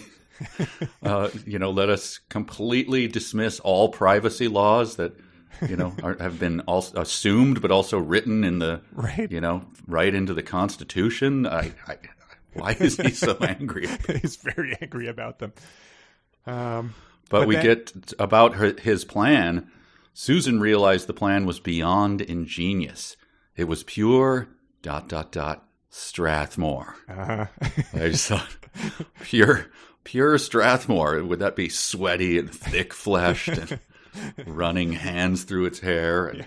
I didn't think a plan could look like it was about to be left by his wife for being too thick-fleshed, but wow, this really, anthropomorphic as hell. That's such a stupid... It was pure Strathmore. Yeah, it really is revolting. Yes, the only thing that you've described him doing, Skipjack, he's doing again, so that's pure Strathmore. I guess it follows. Logically, it does make sense. Sure. And then we get another one of these. So, I forget what it was, but, he said earlier, a man is forced in my position to lie to the people he loves. Today was one of those days. Susan felt a chill. And then Susan paused. This is at the end of the chapter. Tenkata was dead. That seemed very convenient. She thought of all the lies Strathmore had told her and felt a sudden chill. So I was like, did she have the flu? Like, it's just sudden chills cannot be healthy for her to keep, just like chills going down her spine. Her skirt is very thin. I think she needs to, put a dress in layers because it gets cold in the node, I guess. She felt a chill deep in her pubis. Hey, now. Let me ask you this question. I'll read this first and then ask you, even if Digital Fortress becomes available everywhere for free, most computer users will stick with their old algorithms for convenience. Why would they switch to Digital Fortress? Connor, do you find that you tend to just stick to your old algorithms for convenience? Yeah, I'm sort of stuck in my ways. I'm paying like a $24 annual fee to my algorithms, and it would just be porting them over. Like you don't know. Like they say Digital Fortress has a easy one-click way to do that, but it's just like easier not to. Yeah, it's kind of like refinancing. I mean, yes, I guess in the long run, but I got to go that hassle. I got to go through. They got to crawl through my financials again. I'm sticking to my old algorithm. Right. So most computer users. So imagine, your parents, your grandparents who are still, being like, have like Bonzi Buddy or like, some sort of like weird, they still use Internet Explorer for whatever reason because it came with their computer. Not a single one of them is using any sort of encryption on their email. Right. Mom, you have so much spyware on here. Like you're using a browser called spyware. Like how did this even get on here? Like I just click things and. Yeah, I did the scan of my mother-in-law's computer once. It was like scraping barnacles off of a ship hull. It was just like, my God, someone knows every bank statement you've ever had. Yes, right. It was just viruses everywhere. The virus scanner's like, nope, that's, I'm just going to self-immolate here. This is not worth my time. Yeah. Oh, so I said, use an algorithm, please. All right, so Chapter 76, there's no reason to pretend otherwise, but me and Mike stopped for 3.5 hours to review our Hobgoblins live show for Riff Tracks. So if you detect maybe a little less energy or confusion or don't remember what we said earlier, that's because that's what happened. Or if you just, detect that Connor might be slightly sick of talking to, say, I don't know, me. There's probably a reason for that.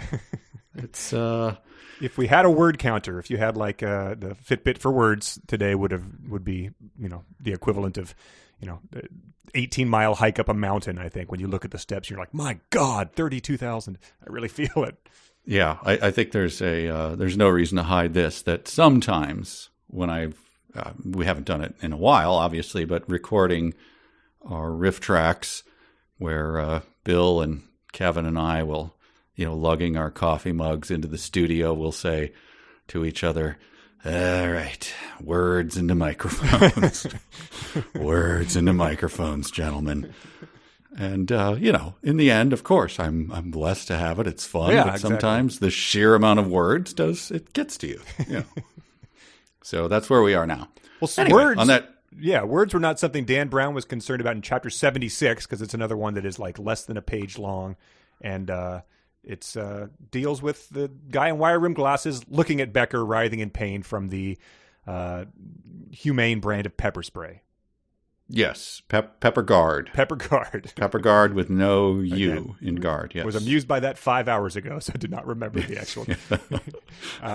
I only have one note for this chapter, and that is just reminding myself of the plot. Wire rim guy sees David get ring. Yep. So I think that's it, right? Yep. And he muses that Becker was apparently in pain, and he thought, he does not yet know pain. And I was like, I thought this guy just shows up and like is the most silent assassin. Like he shot the fat German guy and was like dusted his hands and got the hell out. Yeah, like, he's not pulling off toenails or that type of thing.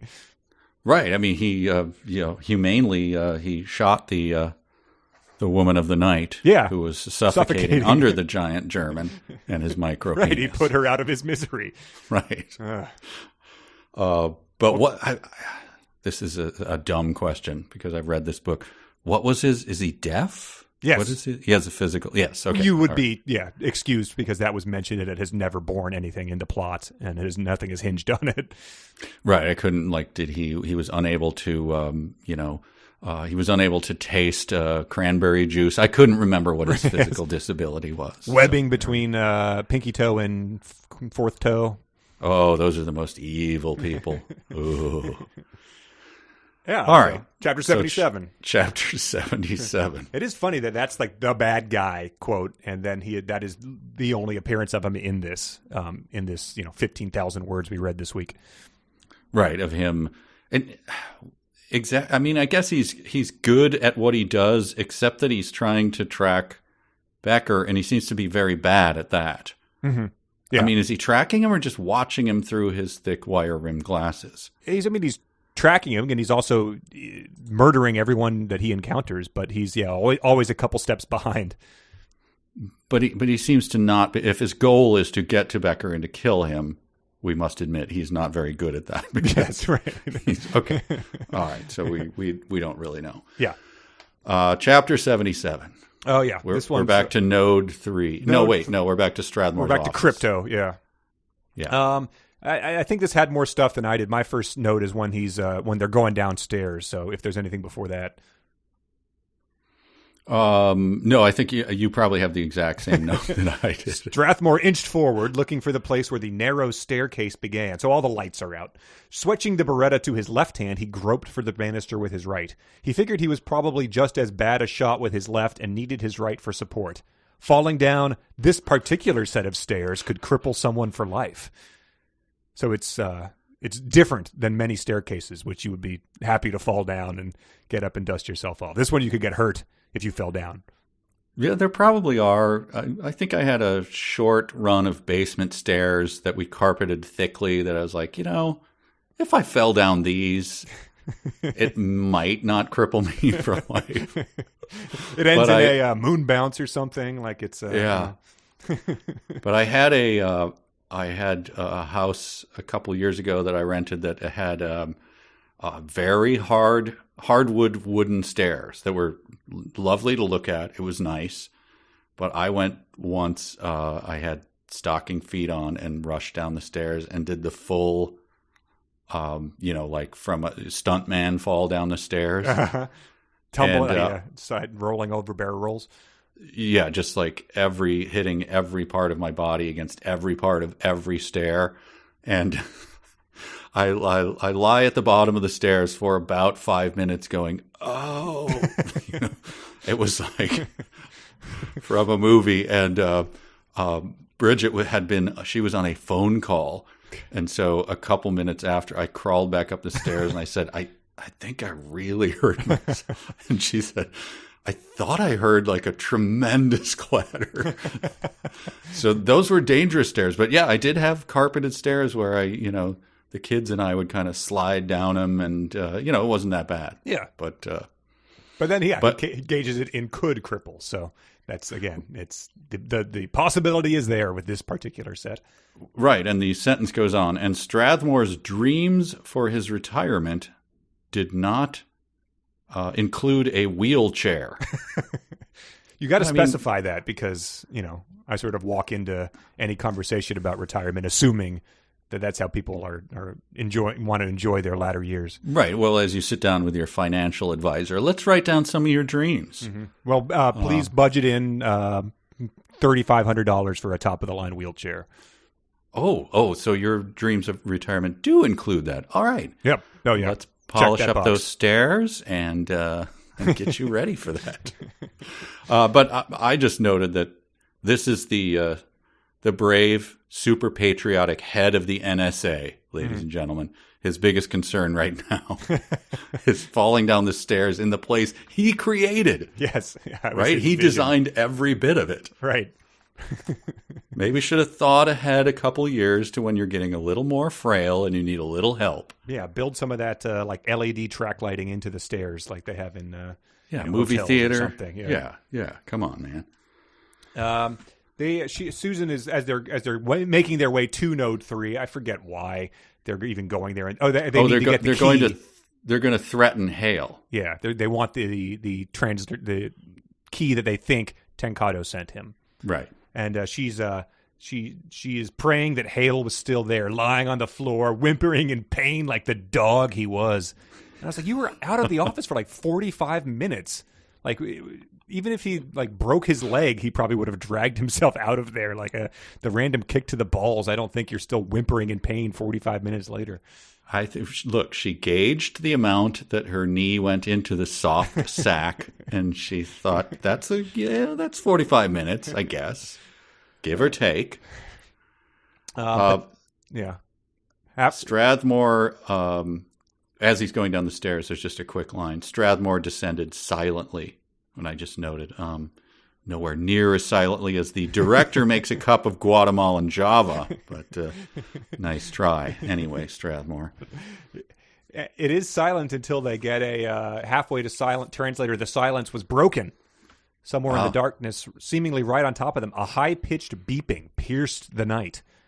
Strathmore spun and Susan lost him. Fearful, Susan shot her arm out groping, but the commander was gone. The space between where her shoulder had been was now just empty air. She staggered forward into the emptiness. This must have been one hell of a beep to do a full they've somehow been separated. She's having like a Chris Farley body heave to disorient her in this from the guy that she was like holding hands with as she descended the stairs. But yeah, that actually took me a couple of rereads to go, wait, what? The beeping noise caused this? Yes, it was puzzling. And yeah, I guess it is just pure, you're silentest place on Earth. This is the darkest place on Earth. Their eyes have not adapted. They can't see someone who's, a foot away from them. I guess maybe this is the anechoic chamber. Yeah. To go back 4.5 hours from when we talked about that. I will put this as exhibit, I don't know, is this up to exhibit Y, that the Susan is a weird person?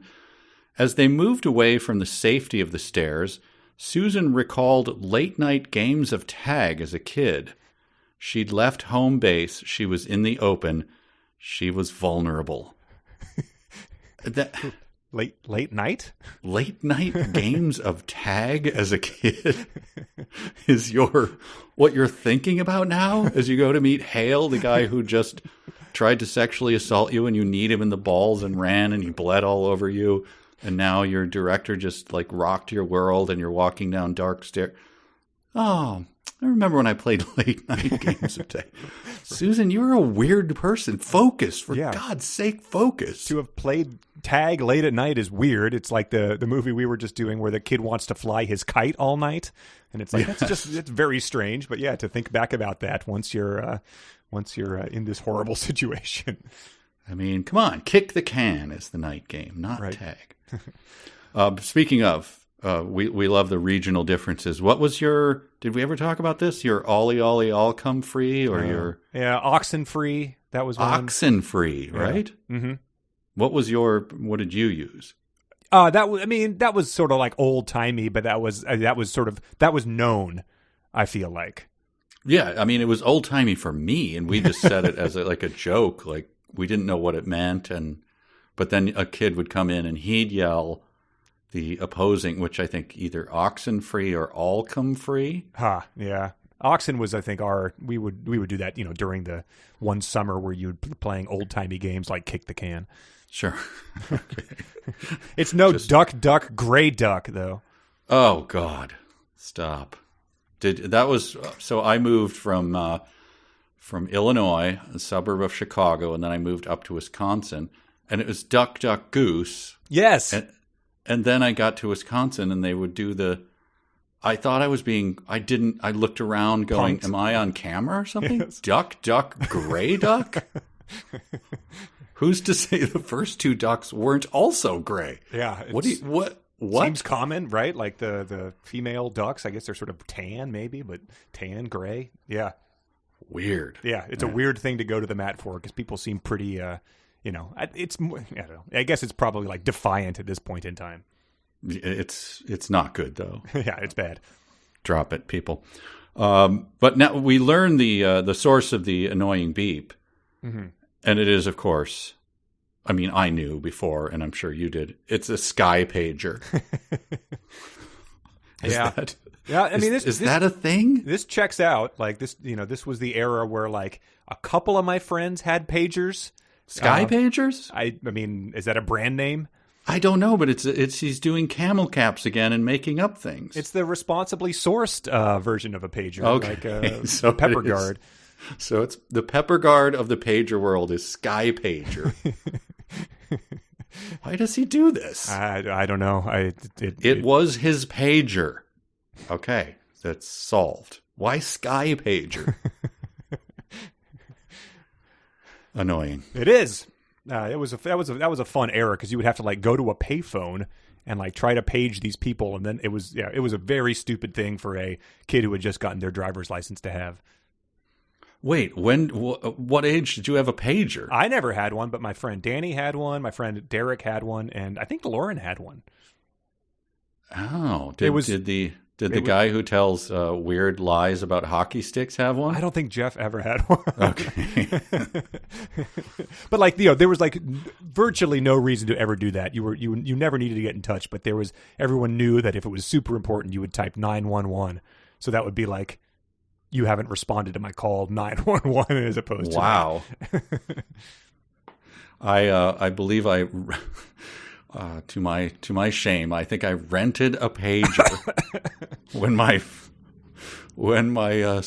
first son was in the womb. Wow. And I don't think I was ever really separated from my wife at any point where that would be a thing that you would be concerned about. You were like I'm going to play 36 holes of golf today, so I am going to play some tennis over at the court where you know exactly where I am, and but page me should anything happen. Obviously, the pager never came into play. The person who works at the pager rental store is quite a person to imagine. It's pretty much Norman or Old Gil, Jack Lemmon from Glengarry type of thing. Oh yeah, leaning back and jingling the change in the pocket.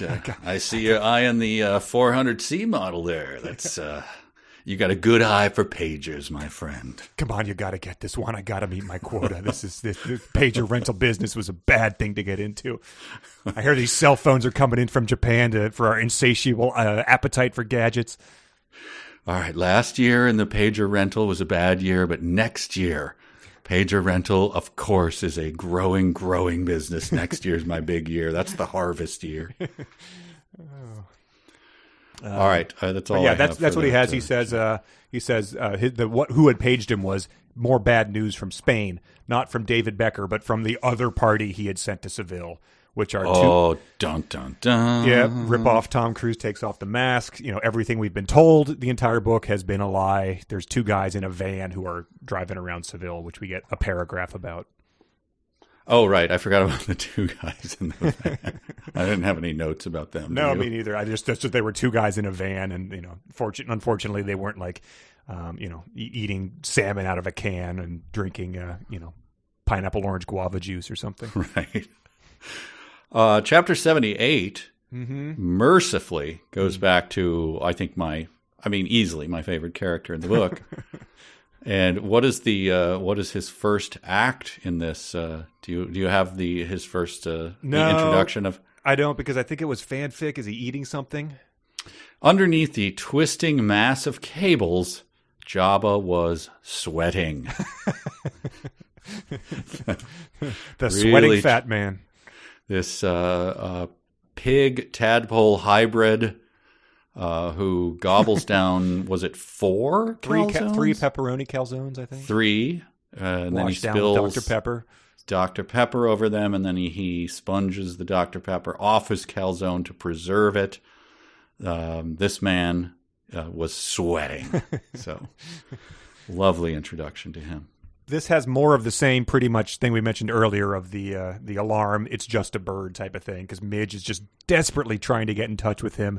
She's calling his state-issued cell phone, and he's just saying, like, for Christ's sake, Midge, give it up. And he does that a couple times, being like, will you just leave me alone? Until she finally, like, gets on the intercom of SysSec or whatever and says, would the chief SysSec please contact the main switchboard for a message? Jabba rolled his eyes in disbelief. She just doesn't give up, does she? He ignored the page. It's like, what? what does she need to do? Does she have to say, like, there has been a bomb detonated at the federal building. Like, please stop ignoring your phone. Like, I don't know what else to do to get you on the horn. Yeah, this repeating this beat over and over again of someone trying to, convince other people to take action is right. It's wearing very, very, very thin at this point. But this is something that caught my eye. Just as he brought the tip of the iron against the final thread of raw solder, his cellular phone rang sharply. And it's like, well, that's under your control. Like, that causes him to drop it and, spill the solder right. hits his face or whatever. Like, well, turn down your cell phone ring or switch it or whatever. Yeah, exactly. Well, don't have it ring sharply if it's going to alarm you while you're doing these physical tasks that cause you harm. And he almost swallows his pen light and he's like, shit. Yeah, well, was it set to one of those tones that like the CIA used to like interrogate prisoners or something? Is it right, just like turn it down? iPhone your phone. marimbas. Yeah, it's vaguely annoying, but you don't. Jabba, it is your cellular phone, man. It is comical to have that used every single time. I mean, you could just switch over to a Sky Pager. Yeah. I hear very good things about those. I can get you a good rental deal. You bring in 3 of your friends, and I'll slash half off your cost for the month. That's you put that baby on your braided belt. You're gonna look fantastic, pal. I'm telling you. Whole guild needs this. But I think that's that's how that chapter ends. 79. They go into node 3. Right? Yes. And there was the beeper goes off again. There was a long guttural cry from the darkness. A thundering figure loomed. A Mack truck bearing down with no headlights. An instant later, there was a collision, and Strathmore was skidding across the floor. It was Hale. The pager had given them away. The Sky Pager? Yes, I think so. Okay. I'm pretty sure it was an homage to Dr. Dre's line in Nothing But a G Thing, where he says, I damn near got caught because my beeper kept beeping. So I think sure. I have that note. Dan Brown right is clearly tapped into the youth culture based on his 17 sophisticates and punks. So I'm pretty sure he was aware of that. I love that Dan Brown thinks that so a figure runs at them. So they're going for this guy. That happens. And then he does the hard return, the carriage return, and it was Hale. Yes, right. Like, yeah. There are four people in this book, so yes, that does not carry any dramatic weight when you do that. Just we know that it's Hale. Okay, I've got a quiz for you. Oh, I'm so excited! Brief one. It's a brief quiz. Okay. So I'm going to ask you. I've got 2 lines. I want you to say whether it's Dan Brown or Leo Tolstoy. Okay. We can know only that we know nothing, and that is the highest degree of human wisdom. Okay. Can I hear both before I answer? Just pick what you think that one is.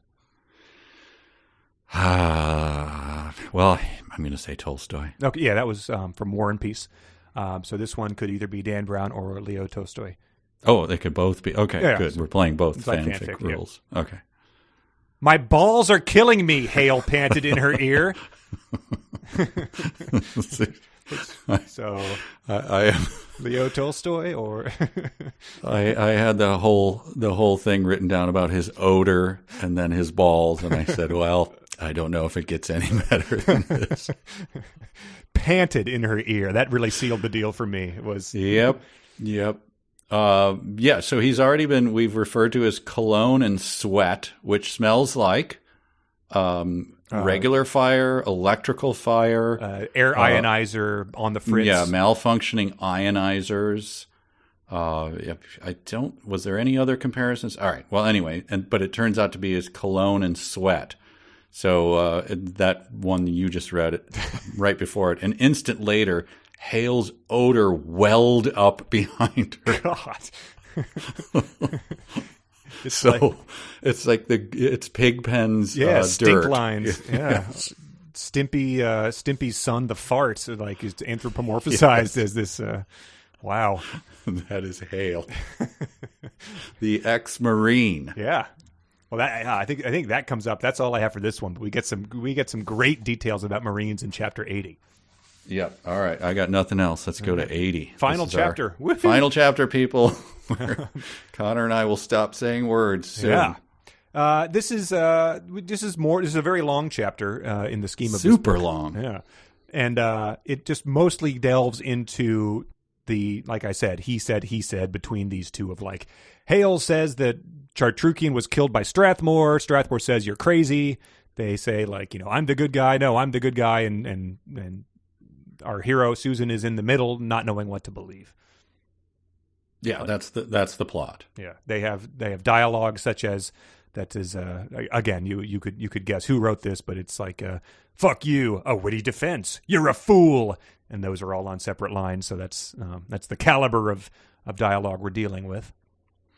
I noted one of my favorite things that I think that I showed you that you now are aware of. There's a bunch of dialogue that it just reminded me of the famous moment in Witness, the screaming moment. Yeah. Because there's nothing but exclamation points, and it's him yelling like, "It's true, damn it. I've been down to the sub-levels. The aux power isn't pulling enough freon.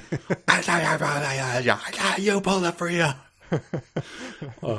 Wait, just what are you yelling about? Marine? Yeah. Calm-headed Marine. That's real? The aux power isn't pulling enough freon?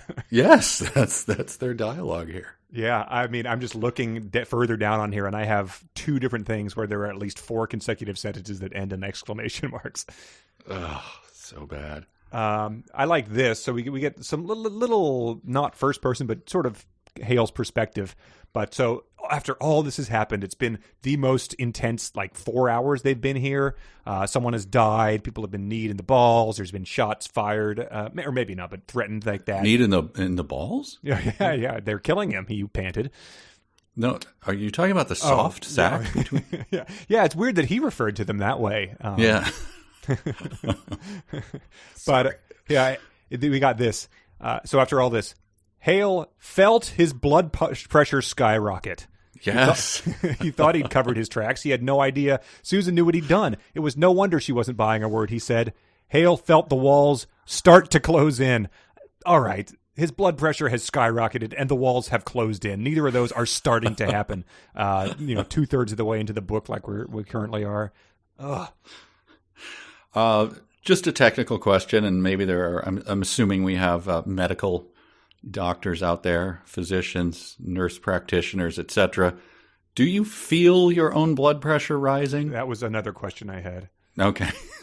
David Blaine, he can probably control his, heartbeat just by thinking about it, right? Like that's how he, sat in ice for, but yeah, feeling it skyrocket is a weird way to put your heart beating faster. Right. If you're a swami or whatever, and I've done biofeedback, I can control certain aspects, but I don't think that I ever physically felt it. You have to have but anyway, that's an incredible power. I give it to him for that. Right. Yeah. I mean, he should let Strathmore know about that, because I bet Hale doesn't want to spend his retirement in a wheelchair either. So that could be a good way to reduce hypertension. Maybe that is on his checklist. I do want to. It's very convenient. It's like Tiny Tim. He wore adult diapers because it was more convenient, not because he needed them. Great. That is we were going to wedge that in the final 10 minutes. Great mental leverage for everyone to go into the weekend with. Hey, look, it's been 6 hours, people. And I wish that was the first time adult diapers had come up in this 6 hours, so everyone can look forward to that. We had a couple adult diapers, I think. Came up in the movie, yes. Yeah. Yes, indeed. Yes. This is good. Strathmore seemed doubtful. You got into my office? No, I snooped you from Node 3. Hale forced a self-assured chuckle. He knew he'd need all the negotiating skills he'd learned in the Marines to get out of crypto alive. It's just something they don't really touch on in Full Metal Jacket. They do the marching, they do the this is my rifle, this is my gun. They don't have so when you're going in to buy a used Subaru, they're going to try to push the undercoating on you. But what you've got to do is negotiate the APR down and tell them you don't want any of these extra features. They're going to do this thing where they pretend that they have to go run it by their managers, and then they go drink coffee and back and tell dirty jokes to each other. During that time, you got to hold firm. Sir, yes, sir, I will hold firm. I will walk out if they do not. I don't believe you, Private. What was the other motto from 8.5 hours ago? Man, it was... Divide and conquer, let your enemies... I don't know. Yes. It was divide and conquer mentality of an ex-Marine. Invent lies, pit your enemies against each other. Invent lies. Famous Marine Corps motto. Yes, indeed. He also pulls this line, and I don't think we have a sort of blanket warning of language here, but earmuffs on the kids, because there might be kids in your house. This is the cool-headed ex-Marine NSA employee. Bullshit! You got a bigger hard-on for her than you do for Digital Fortress. I know you. You won't risk it. Yeah, all exclamation marks. Yep, we're still in witness yelling level. Bullshit!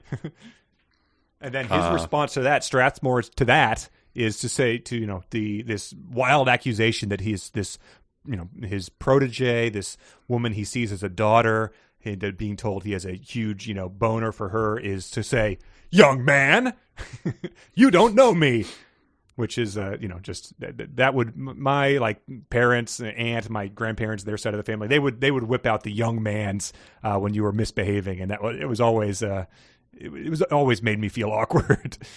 Yeah, it's a step, I think maybe a step below using your middle name. The middle name, yep. To upgrade. Yeah, that was always rough. So, yeah, I wish sort of Hale had sort of started laughing, unable to hold it. I'm sorry.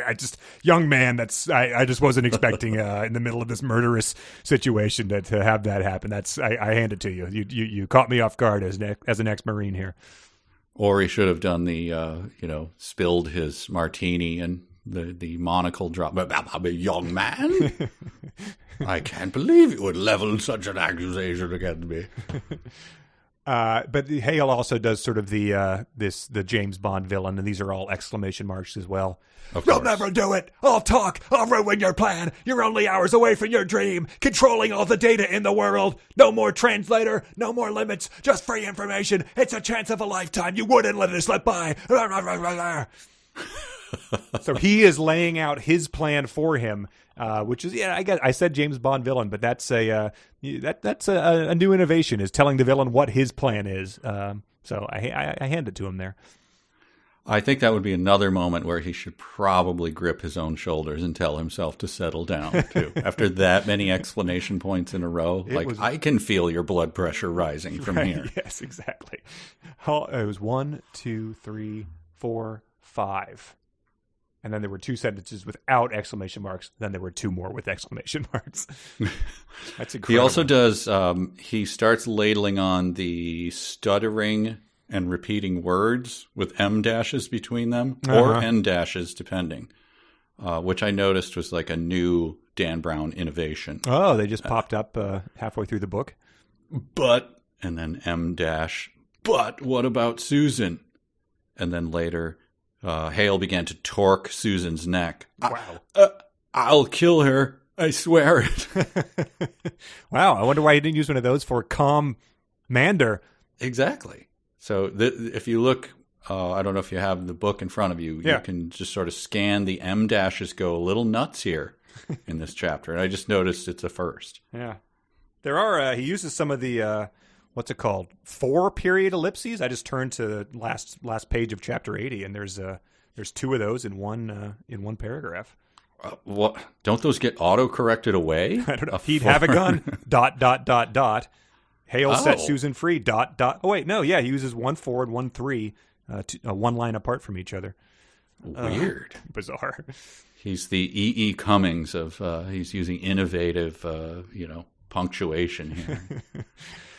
Oh, well, I think that they sort of have this argument about Hale says, I'll kill her, Strathmore says, you don't have the balls. I mean, no pun intended. And then they go back and forth about that for probably 4 pages. And then Strathmore finally gets on the phone and calls what I imagine is, again, heavy air quotes, security, and tells them they can barge in. And that he says, Greg Hale killed one of my junior syssecs.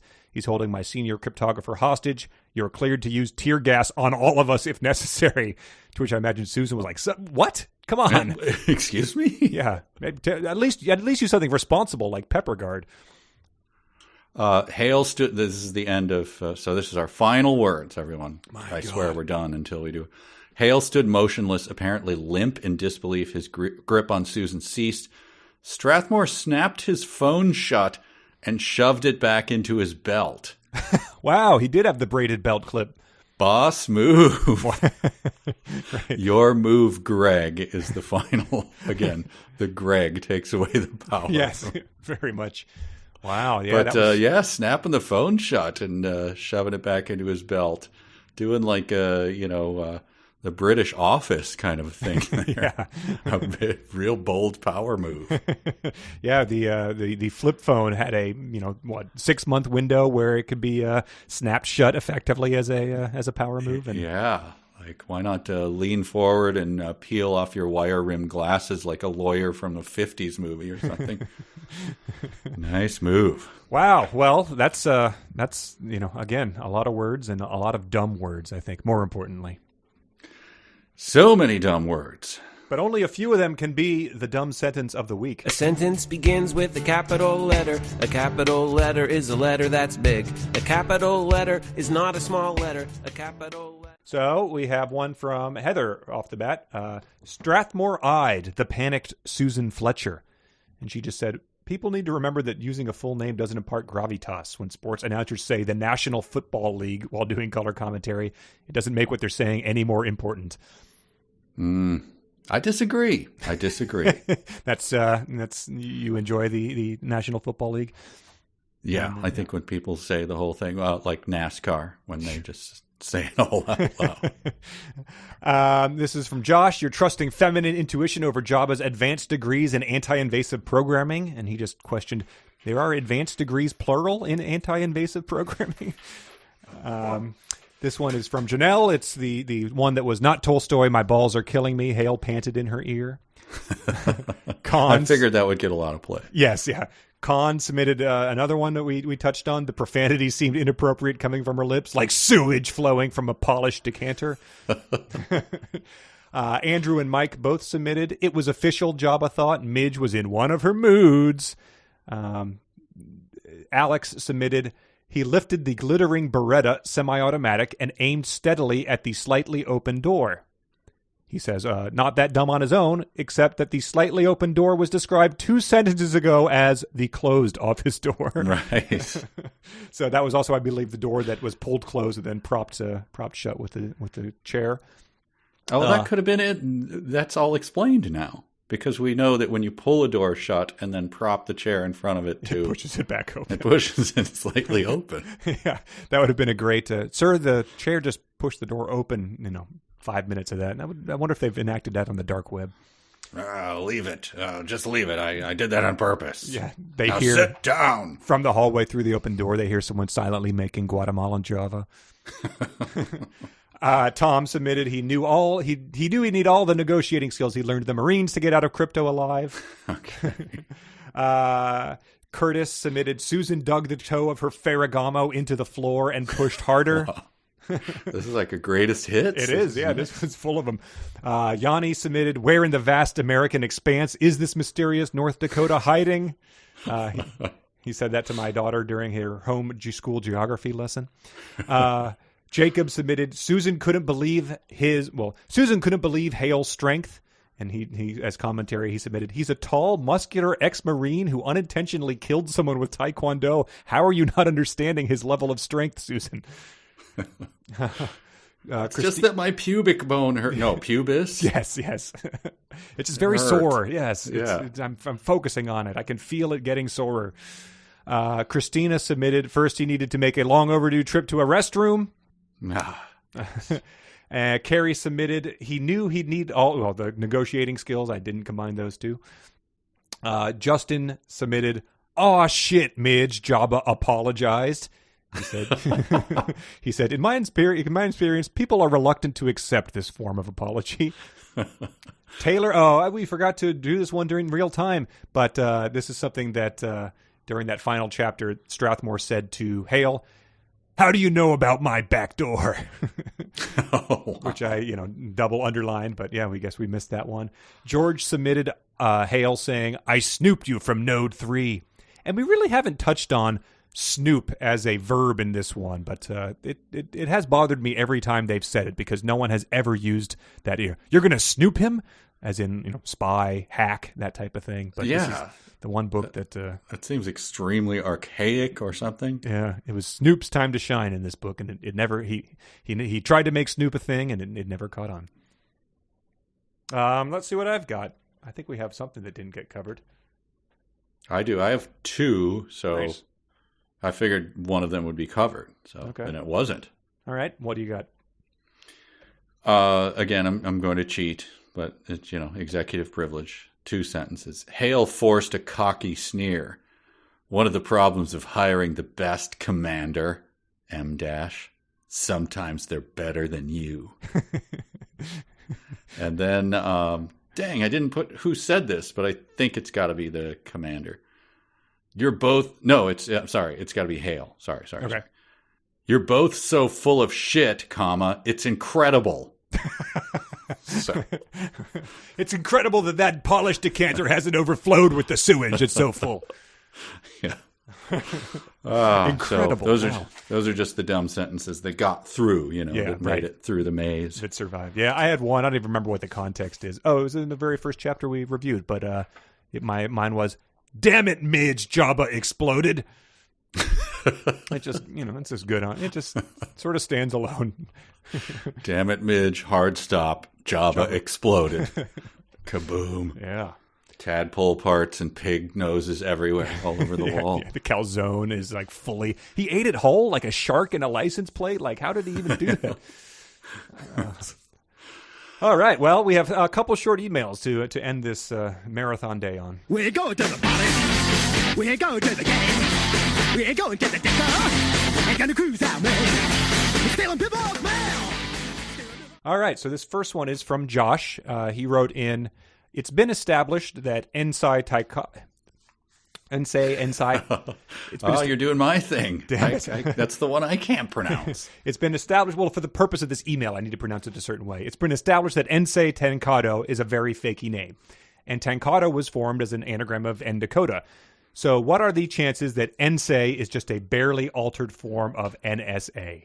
Oh, well, yes. So I gave like 3 seconds of thinking about the rearranging those letters, but I never did the say it in your head. Yeah. I didn't click for me, so that is, if that's the case, it's very frustrating. Yep. I don't know if that's going to bear on the book at all, if the characters are going to realize that, or if it's just a Dan Brown Winky thing, but either way, it sucks.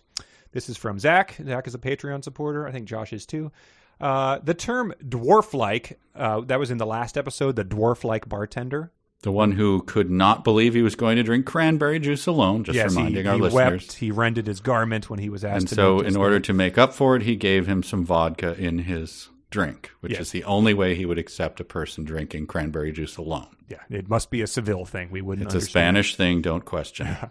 But he said the term dwarf-like, instead of just saying dwarf, was so mind-boggling that I decided to do a search for -like and see how many times Dan Brown made up his own adjectives instead of using words that make sense. Here is the list. Ready for this? I think there are 8 of them. Vault-like, rocket-like, ghost-like, dwarf-like, putty-like, closet-like, and rock-like. I don't know what rock-like applied to, but closet-like has to be the champion of that list. What could he be describing that isn't a closet that would be closet-like? I mean, I guess you could have... A closet-like bedroom if it was super tiny and depressing? Yeah, an office that if you were... I once had an office in the closet that was like the telecom link closet, so it was slightly larger than a than a regular closet, but it was a closet. Sure, yeah, but no one would. Yeah, you wouldn't say you're. I think that you would still describe that as a closet more than the Yes. closet-like office. I don't know. Yes, because it actually was a closet. So yeah. But yeah, so Zach says, I will now make up my own adjective, brown-like, when an author adds like to a noun because he or she is too lazy to actually describe that noun. Nice. And then we get this this one from Blake. It's not just that this book is dumb on every page, it's just that it's layers of dumb. Like we've all written off the tech gibberish early on, and the NSA has high-tech Silicon Valley campus and spy cams everywhere except where they'd be most useful. You could sort of understand how someone might think these things. But now we have Midge blackmailing her way into the director's office with footage of an illicit affair because intelligence agencies wouldn't be highly sensitive to the possibility of compromised employees, and she can easily broadcast it all over the building. For any ordinary author, that would be dumb. Not our man Dan. He has to make the sexy footage dumb too. When you're having a quickie with the lunch lady, do you really cover her with honey? Does it make any sense to do something that would require an extensive cleanup, change of clothes in the cafeteria pantry? Everyone in this dumb book is a dumb prop to something even more dumb. It makes Charles E. Harris look well-researched and thoughtful. And yeah, I mean, those characters were, we mocked them for being the same person, but at least they weren't super dumb. Well, look, let's not rewrite history here. Yeah, sure, all right. Yeah, we don't need to give them excessive credit, but no, I agree with the sentiment though, and let's be clear here about what was her name? Who's the honey recipient? Carmen Huerta. Carmen Huerta. He was rubbing honey on her small breasts. Yes, I don't yes. don't Threw want that detail in for some reason. But he was fantasizing about marmalade. No, I think she said, oh yeah, maybe. I think Midge said, you can get back to fantasizing about marmalade. But he was checking figures. I think there was a third substance. Okay. No, marmalade was definitely one of them. Okay. So anyway, maybe either Midge misinterpreted the footage on the security cam and thought he was holding a jar of marmalade, or he was thinking about stepping it up for the next time, like honey's played out, or it was a mess to clean up. So maybe I'll try Paddington's favorite condiment. Am I seeing strips of citrus peel in the things you're smearing on? No, the footage is, look, it's only 420p, so it's not very clear, but it's honey. Like, all right, fine. All right, but if I see them, I'm going to know. Yeah. Hachi Machi. Well, I think that does it for us and the emails. Thanks again to everyone who wrote in. Patreon people especially, patreon.com/372pages. I think for next week we're going to read through chapter 100. And after that there's only two more of these of this book to do. No, I mean there's only two more total. So after chapter 100 we'll move on to the final episode, and all the twists will be uncovered. Hopefully some more weird food stuff. We'll see. I will just say, people, look. Would you rather hear us do Shadow Moon? That's right. So read to the end of this thing and behave. Yeah, really. Don't want to hear any backsass from you people. I think people have been having a good time with this one, but yeah, I think everyone's ready to move on to something less page turny maybe. Yeah, I mean, but I think hopefully there's the way that they finish off the plot will include a little more odd foods and weird obsessions, and we'll pull at those threads and we'll ignore all the other stuff. Yeah, so we're getting to Stone Manor. They're going to be fooling around. So whatever they eat there is, that's what that's the light at the end of the tunnel for me. That's what I'm anticipating. So are you picturing like a James Bond ending of, yes, I guess so, yeah.